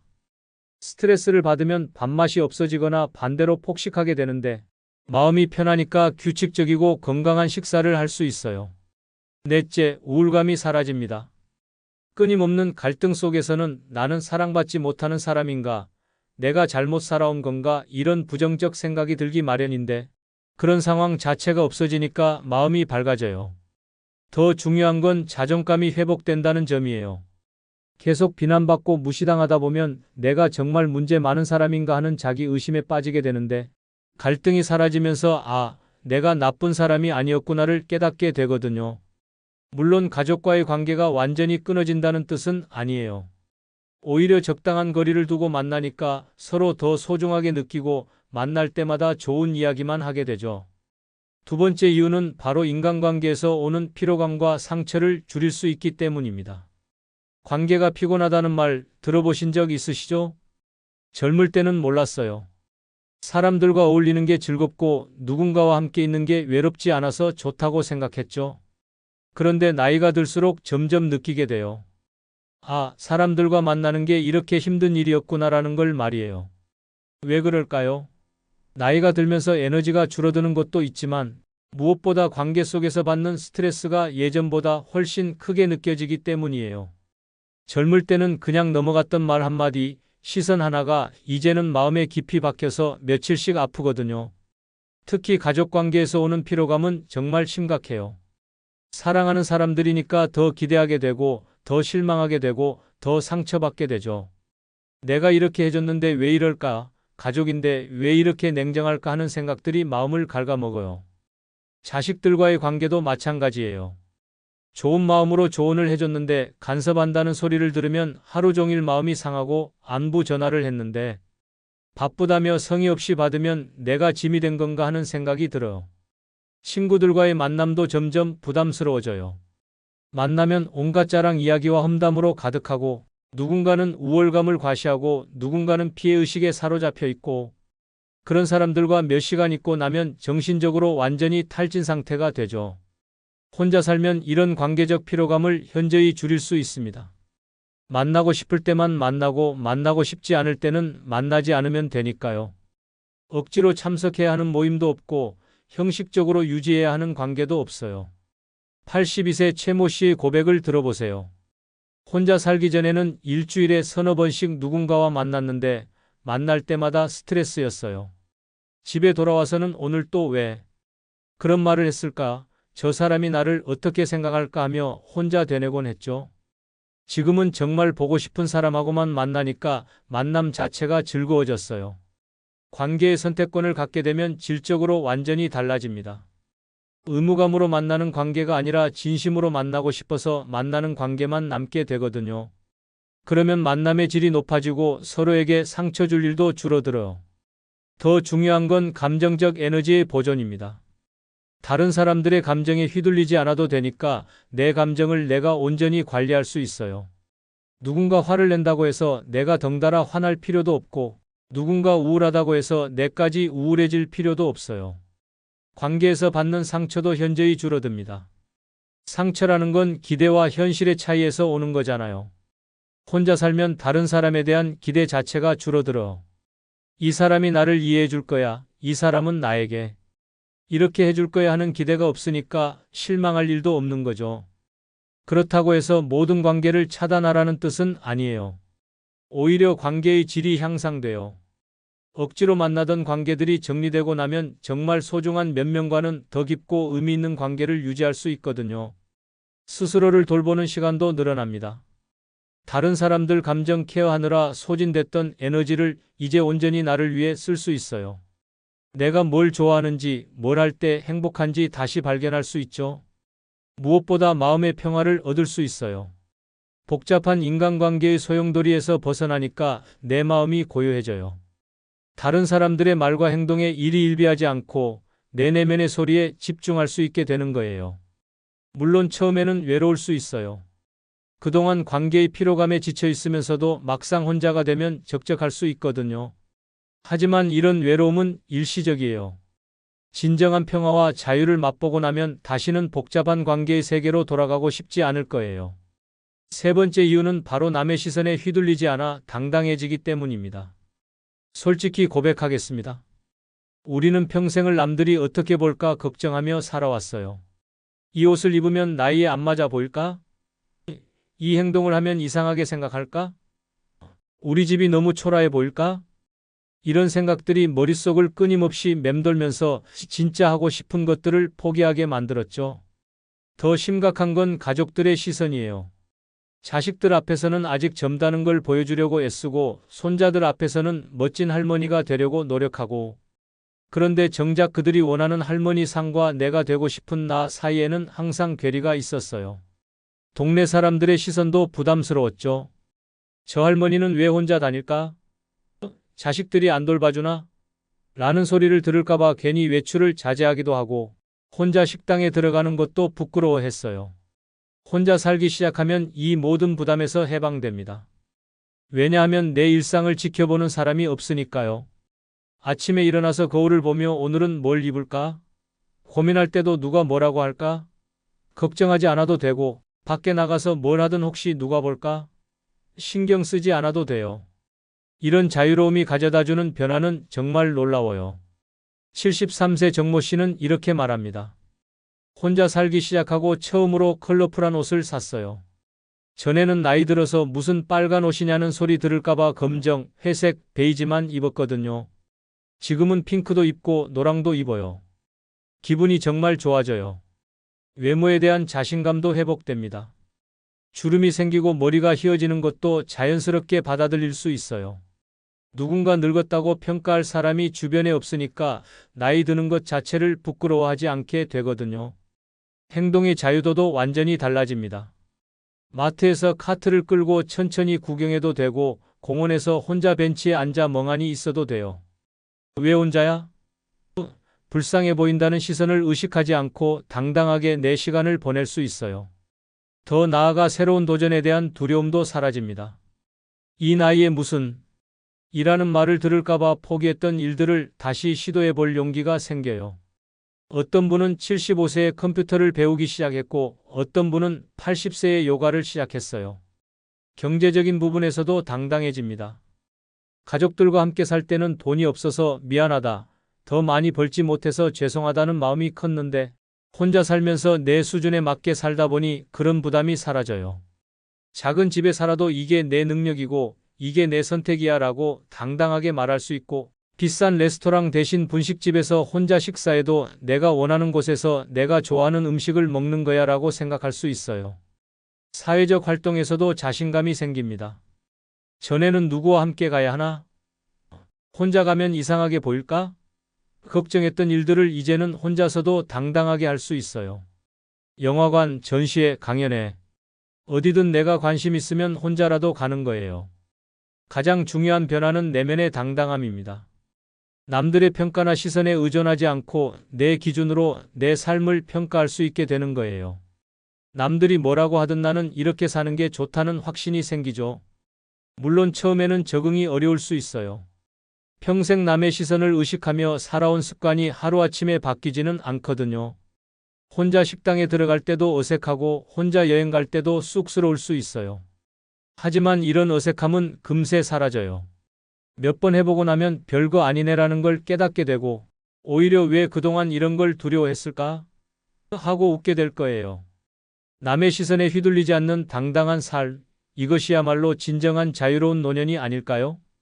네 번째 이유는 바로 수십 년간 얽혀있던 복잡한 인간관계의 부담에서 완전히 벗어날 수 있기 때문입니다. 상상해보세요. 오늘 아침에 눈을 떴는데 단 한 명에게도 안부 인사를 해야 할 의무가 없다면 어떨까요? 우리는 평생을 거미줄 같은 인간관계 속에서 살아왔어요. 시댁 식구들, 친정 식구들, 동창들, 직장 동료들, 이웃들, 종교 모임 사람들. 이 모든 관계들이 복잡하게 얽혀서 우리를 옥아매고 있었죠.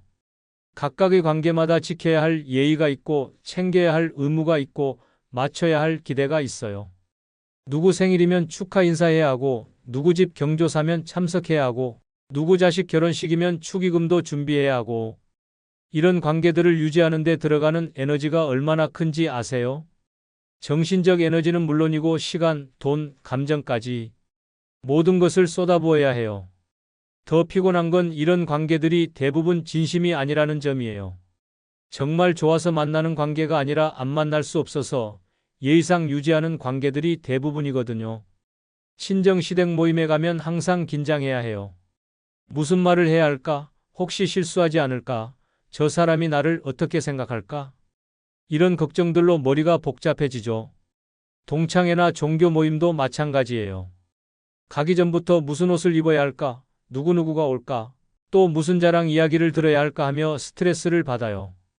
혼자 살면 이 모든 복잡한 관계망에서 한 번에 벗어날 수 있습니다. 물리적으로 거리가 생기니까 자연스럽게 연락도 줄어들고 만날 기회도 줄어들어요. 처음에는 혹시 사람들이 나를 잊어버리는 건 아닐까? 걱정할 수도 있어요. 하지만 곧 깨닫게 될 거예요. 정말 중요한 관계는 거리와 상관없이 지속되고 형식적인 관계들은 자연스럽게 정리된다는 걸 말이에요. 78세 장모 씨의 경험담을 들어보세요. 혼자 살기 시작하고 6개월 만에 연락하는 사람이 절반으로 줄었어요. 처음에는 서운했는데 지금 생각해보니 그런 관계들이 얼마나 피상적이었는지 알겠어요. 정말 나를 걱정하는 몇 명만 남았는데 오히려 더 깊고 진실한 관계가 되었어요. 관계의 부담에서 벗어나면 시간이 정말 많이 생겨요. 전에는 누군가를 만나러 가고 전화하고 선물 준비하고 안부 메시지 보내고 이런 일들로 하루가 다 갔는데 이제는 그 시간을 온전히 나를 위해 쓸 수 있어요. 경제적 부담도 확실히 줄어들어요. 경조사비, 선물값, 모임비 이런 것들이 한 달에 얼마나 나갔는지 모르세요. 혼자 살면서 이런 지출이 없어지니까 같은 수입으로도 훨씬 여유롭게 살 수 있어요. 정신적으로도 훨씬 편해집니다. 저 사람한테 안부 인사 안 한 지 오래됐네. 이번 모임에 안 가면 뭐라고 할까? 선물을 뭘 사야 할까? 이런 걱정들이 사라지니까 머리가 맑아져요.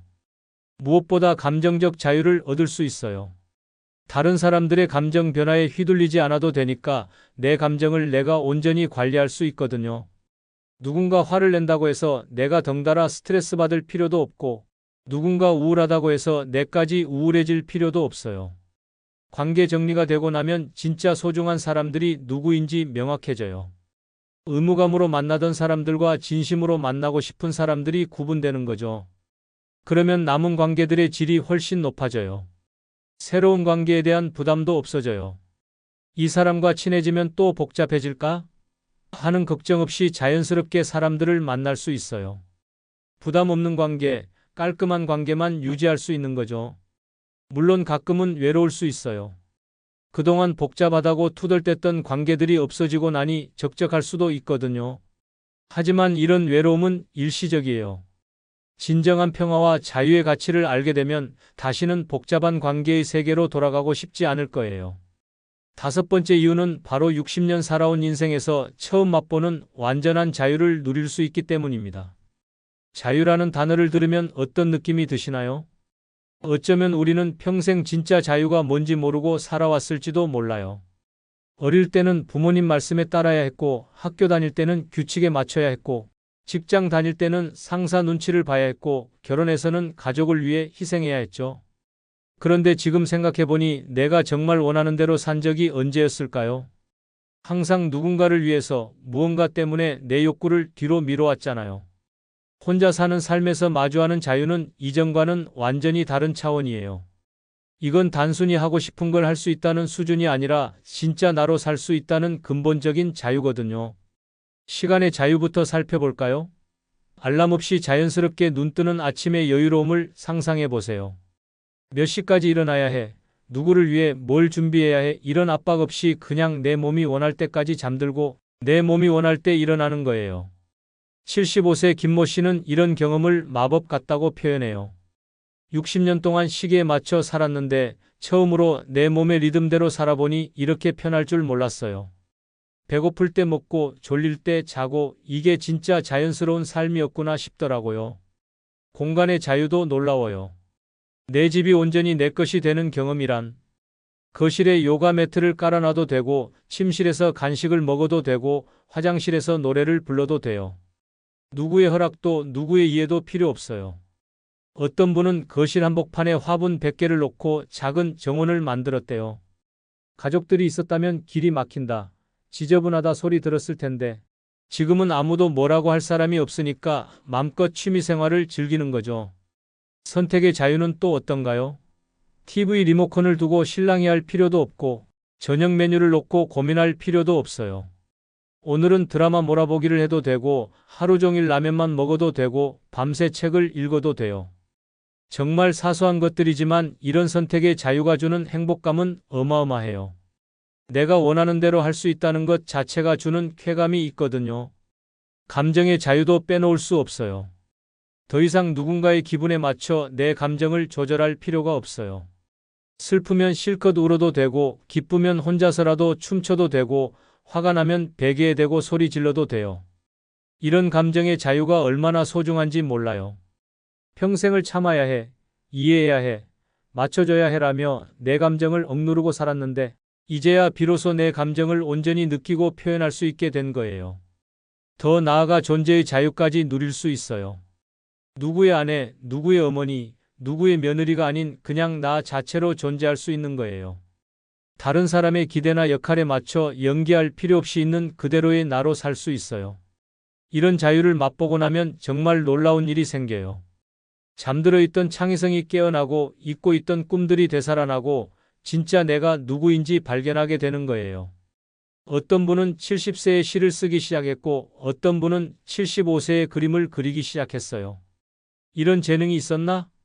싶을 정도로 새로운 자신을 발견하는 거죠. 물론 처음에는 이런 자유가 어색할 수 있어요. 평생을 제약 속에서 살아온 사람이 갑자기 완전한 자유를 얻으면 이렇게 해도 되나? 하는 의문이 들 수 있거든요. 하지만 이런 의문도 금세 사라져요. 몇 번 자유를 만끽해보고 나면 아, 이게 진짜 삶이었구나를 깨닫게 될 거예요. 문을 열고 나갔더니 통장 잔고가 1만 3천 원이었습니다. 휴대폰 요금은 밀려있고 병원에서 준 처방전 들고 약국에 가기가 무섭습니다. 자식에게 전화하려다 혹시 또 돈 얘기할까 봐 조용히 폰을 내려놓았습니다. 눈은 침침하고 다리는 시큰한데 집안엔 밥보다 한숨이 많습니다. 이게 지금 대한민국 노인의 하루입니다. 무섭지만 이 현실이 바로 노년에 돈이 없을 때 벌어지는 일입니다. 황희정승은 나이는 들어도 마음이 늙지 않아야 한다고 했지만 가난 앞에선 마음이 먼저 늙습니다. 법정 스님도 가난은 부끄러운 게 아니지만 준비 없는 가난은 고통이다라고 말했습니다. 나이가 들수록 돈은 더 이상 소비의 수단이 아니라 삶의 자존심이 됩니다. 친구 생일에도 못 나가고 비싼 고깃집 간다는 말에 괜히 연락을 피합니다. 주머니가 가벼우면 입도 다치고 마음도 다칩니다. 삶의 숨통이 돈이란 줄로 서서히 내 숨을 조여오기 시작하는 것입니다. 그러다 어느 날 스스로를 세상에서 지워버리고 싶어집니다. 오늘 이 영상에서는 노년에 돈이 없을 때 왜 삶이 조용히 무너져 가는지 그 비참한 5가지 이유를 하나하나 알려드리겠습니다. 구독과 좋아요, 알림 설정 지금 눌러주시고 영상을 무조건 끝까지 시청하시기 바랍니다. 그래야 살아남을 수 있습니다. 노년에 돈이 없을 때 나를 숨조여오는 첫 번째는 친구들이 돈과 관련된 이야기를 할 때 조용히 듣기만 하게 되는 순간입니다. 처음엔 그냥 웃으며 넘깁니다. 이번에 어디 다녀왔다더라. 거기 펜션이 참 좋았다. 이번엔 좀 비쌌지만 그래도 힐링이 되더라.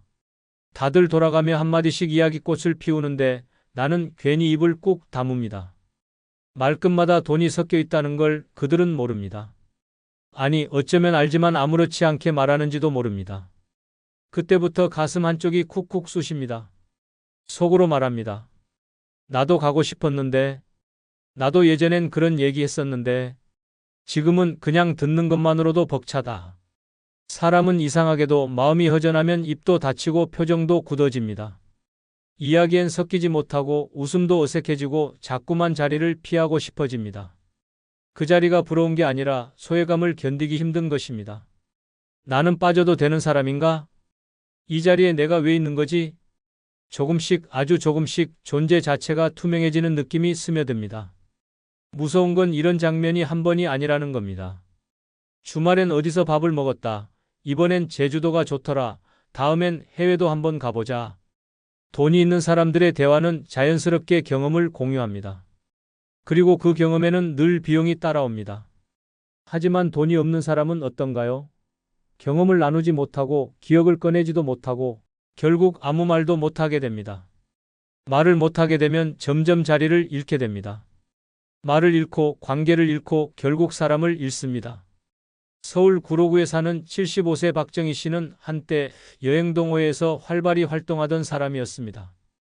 60대 중반까지는 1년에 2~3번씩 전국 방방곡곡을 다녔고 친목 모임에서는 늘 중심에 있었습니다. 하지만 남편이 병환으로 쓰러진 뒤 병원비와 간병비로 모아둔 돈이 빠르게 바닥났습니다. 그 후론 한 번도 장거리 여행을 가지 못했습니다. 모임은 여전히 있었지만 그 안의 대화가 달라졌습니다. 이번에 후쿠오카 다녀왔는데 스위스는 물가가 너무 비싸서 고생했어. 박 씨는 조용히 고개를 끄덕이며 웃기만 했습니다. 그러다 어느 날 조용히 모임 단톡방을 나왔습니다.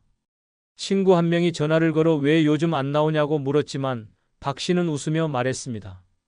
나이가 드니까 좀 피곤하네. 하지만 진짜 이유는 대화에 낄 수 없어서였습니다. 내 얘긴 할 게 없더라. 나눌 게 없으니까. 돈이 없다는 건 단순히 경제적 제약을 의미하는 게 아닙니다. 사람들과의 연결이 끊기고 내가 있던 자리에서 슬그머니 밀려나는 일입니다. 대화에서 배제되고 모임에서 점점 소외되고 나중엔 아예 초대조차 받지 않게 됩니다. 그리고 그 공백을 뚫고 들어오는 건 깊은 고립감과 침묵입니다. 침묵은 무섭습니다. 그건 말할 게 없어서가 아니라 말할 자격이 없다는 감정 때문입니다. 내가 이 얘기를 꺼내도 되나? 나만 빠진 것 같네. 괜히 말 꺼냈다가 초라해질까 봐. 이렇게 망설이다 보면 나도 모르게 아예 침묵에 익숙해집니다. 그 순간 삶의 리듬이 무너집니다. 모임에 나가고 싶어도 안 나가게 되고 전화를 받고 싶어도 차마 못 받게 됩니다. 기쁨의 순간엔 부끄러워지고 즐거움이 있는 자리는 어색해지고 결국 사람을 피하고 세상을 피하게 됩니다. 돈이 없을 때 가장 먼저 무너지는 건 관계입니다. 그리고 그 관계의 시작점은 바로 대화입니다. 말하지 못하는 사람은 점점 투명해집니다. 그리고 노년의 외로움은 바로 그 투명함 속에서 피어납니다. 이 모든 게 시작된 건 친구들의 이야기 앞에서 그냥 조용히 웃으며 듣기만 했던 바로 그 순간이었습니다. 노년에 돈이 없을 때 나를 숨조여오는 두 번째는 손주. 생일에 용돈을 못 줄까봐 전화 한 통조차 망설여질 때입니다. 사람 마음이란 게 그렇습니다. 축하하고 싶은 날일수록 마음이 더 조심스러워집니다. 손주 생일날 달력에 빨간 동그라미를 쳐놓고도 휴대폰을 열었다 닫았다 수십 번. 전화를 걸었다가도 끊어버리고 문자를 쓰다 지우고 결국엔 내일 하자 하며 하루를 넘깁니다. 그런데 그 내일이 반복되면 어느새 그 아이는 내가 어떤 날 태어났는지도 모르는 사람이 됩니다. 내가 축하한다고 말은 해도 줄 게 없으면 무슨 소용인가. 그 생각이 마음을 짓눌러 옵니다. 예전엔 생일 케이크에 촛불을 켜주고 작은 봉투라도 하나 건네며 꼭 안아주던 사이였는데 이제는 그 아이의 사진을 보기만 해도 괜히 한숨부터 나옵니다. 내가 할아버지 할머니 만나 그냥 그림자 같은 존재가 된 것 같네. 이건 단순한 돈 문제가 아닙니다. 내가 가족 안에서 어떤 존재로 느껴지는지 그 자리에서 밀려나고 있다는 감각입니다. 사랑하는 아이에게 다가가지 못하고 축하한다는 말조차 미안해서 꺼내지 못할 때 사람은 스스로를 쓸모없는 존재로 느끼기 시작합니다. 그게 가장 무섭습니다. 충남 아산에 사는 78세 이영자 씨는 두 손주가 있습니다. 손자 생일이 다가오던 어느 날 통장 잔고가 4만 원이었습니다. 병원 진료비며 관리비를 빼면 남는 돈은 없었고 손자에게 줄 용돈도 마련할 수 없었습니다.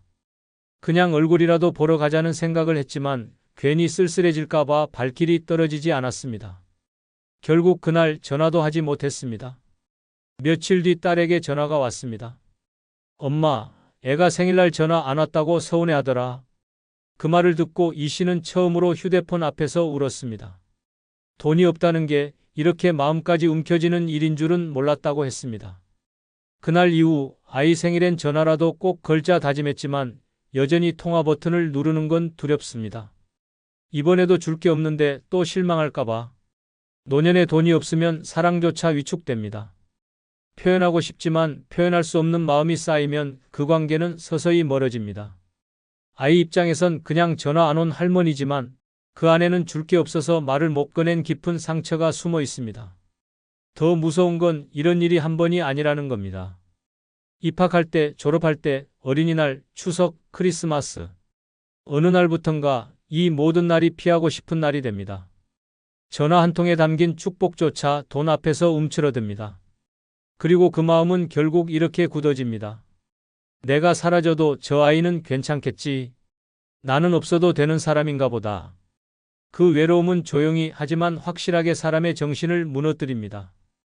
돈이 없으면 말수가 줄고 말수가 줄면 관계가 사라지고 관계가 사라지면 존재가 흐려집니다. 그리고 그 시작은 생일 축하한다는 한마디조차 망설이게 되는 그 순간입니다. 그저 용돈이 없어 전화를 못 걸었다고요? 아닙니다. 그건 사랑하고 있음에도 다가가지 못하는 가장 안타깝고 아픈 마음의 표현입니다. 그리고 그 아픔은 노인의 하루를 가장 조용하게, 가장 깊이 조여옵니다. 노년에 돈이 없을 때 나를 숨조여오는 세 번째는 만나고 싶은 친구나 지인이 있어도 돈 걱정 때문에 연락조차 포기하게 되는 순간입니다. 갑자기 떠오른 얼굴이 있습니다. 예전 직장 동료, 동창 혹은 같은 병원에서 우연히 친해졌던 사람. 문득 그 사람이 보고 싶어집니다. 한번 밥이나 먹자는 말 한마디가 목구멍까지 올라오지만 결국 삼켜버립니다. 왜냐고요? 밥값이 걱정되기 때문입니다.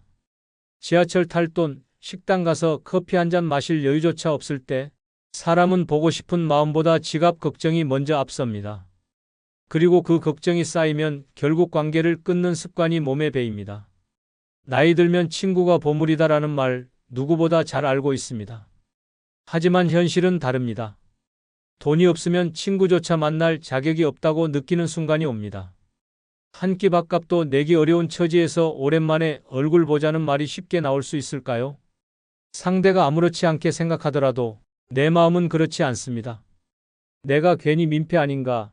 이번에도 얻어먹기만 하면 어쩌지? 차라리 혼자가 낫겠다는 생각이 드는 순간 마음의 문이 철컥 닫혀버립니다. 경기도 의정부에 사는 76세 조영호 씨는 군대 동기 중 유일하게 연락을 이어가던 친구가 있었습니다.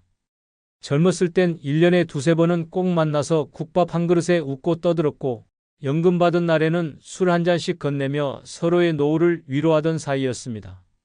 하지만 어느 해부터 조 씨는 먼저 연락을 하지 않기 시작했습니다.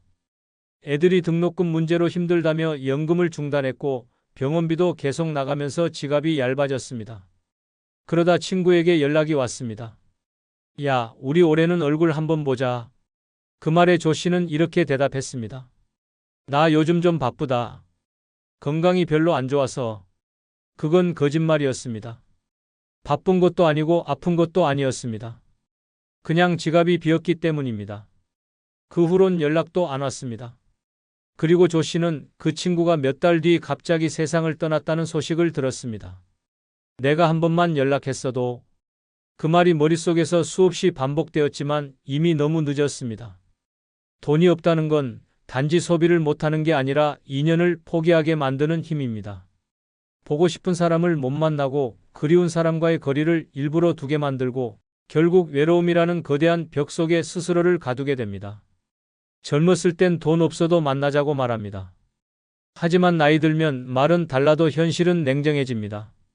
밥값, 차비, 커피 한 잔까지도 신경 써야 하는 나이에 그냥 만나자는 말은 부담이고 고통입니다. 그리고 사람은 그런 고통을 피하려고 사람을 멀리하게 됩니다. 이게 반복되면 어떻게 될까요? 생일에도 조용히 지나가고 명절에도 연락 한 통 없고 나 없이도 다들 잘 지내겠지라는 자조가 마음을 집어삼킵니다. 그 순간 존재감은 사라지고 나는 단지 기억 속에만 남는 사람으로 퇴장당하게 됩니다. 돈이 없어서 친구를 못 만나는 게 아닙니다. 돈이 없다는 사실이 나를 작고 보잘것없는 존재로 만들기 때문입니다. 그래서 연락을 못하고 그래서 자꾸만 숨고 결국 보고 싶은 사람에게조차 잊혀지는 겁니다. 보고 싶다고 말하고 싶고 만나고 싶다고 표현하고 싶은데 지갑 사정이 그 모든 감정을 막아섭니다. 그때부터 노년의 외로움은 관계 단절이 아니라 마음 단절로 시작됩니다.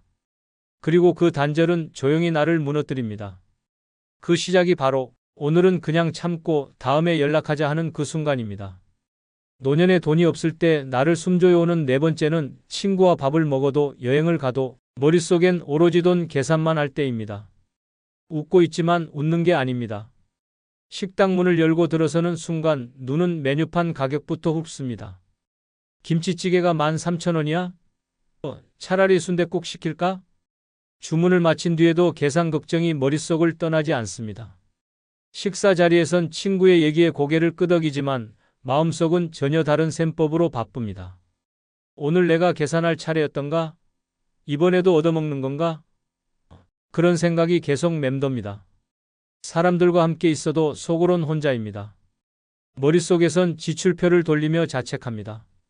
이 돈이면 며칠치 반찬거리인데 한 달에 병원 2번밖에 못 가는데 또 줄어드네. 밥 한 끼가 미안함으로 변하고 여행 한 번이 불안으로 바뀝니다. 즐거워야 할 자리가 마음을 무겁게 짓누릅니다. 같이 가자는 말이 고맙기보단 무섭고 내가 낼게라는 말이 반갑기보단 창피합니다. 이쯤 되면 사람은 즐길 수 있는 능력 자체를 잃어버립니다. 몸은 함께 있는데 마음은 멀어지고 결국 그 자리는 다음번에도 피하고 싶어집니다. 부산 사하구에 사는 73세 이정아 씨는 5명의 친구들과 1년에 한 번씩 여행을 다녔습니다. 처음엔 모두 비슷한 처지였기에 간단한 민박에 김밥 싸서 다니는 소박한 여행이었습니다. 하지만 몇 년 새 친구들 중 몇몇이 자녀로부터 금전적 도움을 받기 시작했고 그때부터 분위기가 달라졌습니다. 이번엔 좀 좋은 데서 자자, 고기 한번 구워 먹자, 온천까지 가면 완벽하겠다. 이 씨는 따라가면서도 웃으면서도 내내 계산기만 두드렸습니다. 숙박비 7만 원, 식사비 3만 원, 교통비, 간식, 입장료. 돌아오는 버스 안에서 그는 스스로에게 말했습니다. 나는 이번이 마지막이다. 그 이후 다음 여행에선 핑계를 댔습니다. 무릎이 안 좋아서, 집안에 일이 있어서, 몸살 기운이 좀 있어서. 그 말은 전부 돈이 없어서라는 한 문장으로 귀결되는 진심이었습니다. 친구들은 몰랐습니다. 여행 도중에도 이 씨가 카페를 피했던 이유가 그 한 잔의 커피가 그에겐 세 끼 식사만큼 부담스러웠다는 사실을. 돈이 없으면 마음이 조급해집니다. 밥을 먹으면서도 입맛이 없고 웃어도 웃는 게 아닙니다. 즐겁자고 나선 자리가 자존감을 갉아먹는 시간이 됩니다. 문제는 이게 한 번만 그런 게 아니라는 겁니다. 한 번의 밥자리, 한 번의 여행이 반복되면 사람은 점점 관계를 유지하는 게 고통이라는 결론을 내립니다. 그리고 그렇게 사람을 끊고 외로움에 스스로를 가둡니다. 즐거움에 집중하지 못하는 삶은 살아있어도 살아있는 게 아닙니다. 함께 있어도 외롭고 대화 속에서도 멀어진 느낌. 이건 돈이 없어서가 아니라 마음의 여유를 잃어버렸기 때문입니다. 돈 걱정 없이 사람을 만나고 돈 생각 없이 밥을 먹고 돈 셈 없이 웃으며 여행할 수 있는 날이 노년에도 가능할 거라 믿었던 그때가 그립습니다. 하지만 지금은 메뉴판을 보며 마음 졸이고 지갑을 만지작거리며 말 한마디도 조심해야 하는 그 무거운 시간이 일상이 되어버렸습니다. 밥 한 끼, 여행 한 번. 그 안에 담긴 고통의 무게는 아무도 모릅니다. 그저 혼자 삼킬 뿐입니다. 노년에 돈이 없을 때 나를 숨조여오는 다섯 번째는 삶이 그저 하루를 버티는 일처럼 느껴질 때입니다. 아침에 눈을 뜨고도 일어나지 않습니다. 일어나야 할 이유가 없기 때문입니다. 식사 준비, 어제 반찬 그대로, 외출, 돈 들 일, 병원, 진료비가 부담이라 그냥 참습니다. 텔레비전을 틀어놓고 가만히 누워있다가 어느새 해가 지고 밤이 되고 다시 아침이 옵니다. 그 하루가 또 시작되었다는 사실에 피로부터 몰려옵니다. 젊을 때는 하루가 희망이었습니다. 무언가 할 수 있다는 기대, 갈 곳이 있다는 활력, 누군가와 통화하며 웃을 수 있는 시간. 하지만 지금은 다릅니다. 하루하루가 끝나기만을 기다리는 고역처럼 느껴집니다. 이유는 단 하나. 돈이 없기 때문입니다. 돈이 없으면 선택권이 없습니다. 먹고 싶은 걸 사 먹지 못하고 보고 싶은 곳에도 갈 수 없고 심지어 전기세 아끼려 불도 최소한으로 켜둡니다. 그런 삶에 어떤 기대가 남겠습니까? 문제는 그 감정이 하루, 이틀이 아니라는 겁니다. 한 달, 두 달 시간이 쌓일수록 사람은 자신이 세상에서 잊힌 존재처럼 느껴지기 시작합니다. 그리고 그 순간부터 삶은 사는 것이 아니라 버티는 것으로 변합니다. 전라남도 광양에 사는 79세 최문규 씨는 스스로를 사람 아닌 존재라고 말했습니다. 5년 전 부인과 사별한 뒤 혼자 살며 기초연금으로만 생활하고 있습니다. 하루 일과는 단순합니다. 오전 10시에 일어나 고구마 하나로 끼니를 때우고 TV를 보다 졸고 오후엔 시장에 다녀오고 저녁에는 라디오를 듣다 잠듭니다. 말을 한마디도 안 하는 날이 대부분이고 전화벨은 한 달에 한두 번 울릴까 말까입니다. 그는 말합니다. 나는 이젠 누가 나를 찾지 않아도 익숙해졌어. 근데 이게 사는 거냐고 물으면 대답을 못 하겠어. 그냥 버티는 거지 뭐. 그가 가장 두려운 건 외로움도 병도 아니었습니다. 내가 이 세상에서 아무런 쓰임도 없이 남아있는 존재가 되는 것. 그 자체였습니다. 삶이 버티는 일이 될 때 사람은 가장 먼저 자존감을 잃습니다. 그리고 다음은 감정, 마지막은 관계입니다. 말 안 하고 지내도 괜찮아. 밥 한 끼 안 먹어도 어차피 혼자니까. 죽어도 아무도 모를 텐데. 이런 말들이 무심하게 입에서 흘러나올 때 그 삶은 이미 심리적으로 무너지고 있는 상태입니다. 돈이 없다는 건 단지 불편한 게 아닙니다. 삶을 밀어내고 기쁨을 제거하고 존재의 이유를 지워가는 과정입니다. 그리고 그렇게 지워지는 과정은 누구에게도 보이지 않습니다. 혼자서 견디고 혼자서 삼키고 결국엔 아무도 모르게 조용히 무너집니다. 지금도 많은 노인들이 나는 괜찮아라며 말합니다. 하지만 그 속엔 누구에게도 짐이 되고 싶지 않아서라는 말 못할 체념이 숨어 있습니다. 그리고 그 체념은 어느새 일상화되어 하루하루를 견디는 삶이라는 무거운 틀로 굳어져 갑니다. 그것이 노년에 돈이 없을 때 가장 깊고 조용하게 목을 조여오는 다섯 번째 고통입니다. 앤드류 카네기는 노년에 가난하다는 것은 젊어서 잘못 살았다는 증거다라고 말했습니다. 벤자민 프랭클린도 젊을 때 전략하지 않으면 늙어서 비굴하게 살아야 한다고 경고했습니다. 노년에 돈이 없으면 마음부터 무너지고 관계는 멀어지고 결국 삶은 견디는 것으로 변합니다. 하지만 지금부터라도 늦지 않았습니다. 큰 돈이 아닌 작은 돈을 꾸준히 쌓는 습관이 노년을 바꿉니다. 하루 1,000원이라도 목적 있게 모으고 무조건 통장을 분리하며 정기적 지출을 기록하는 것만으로도 삶은 달라집니다.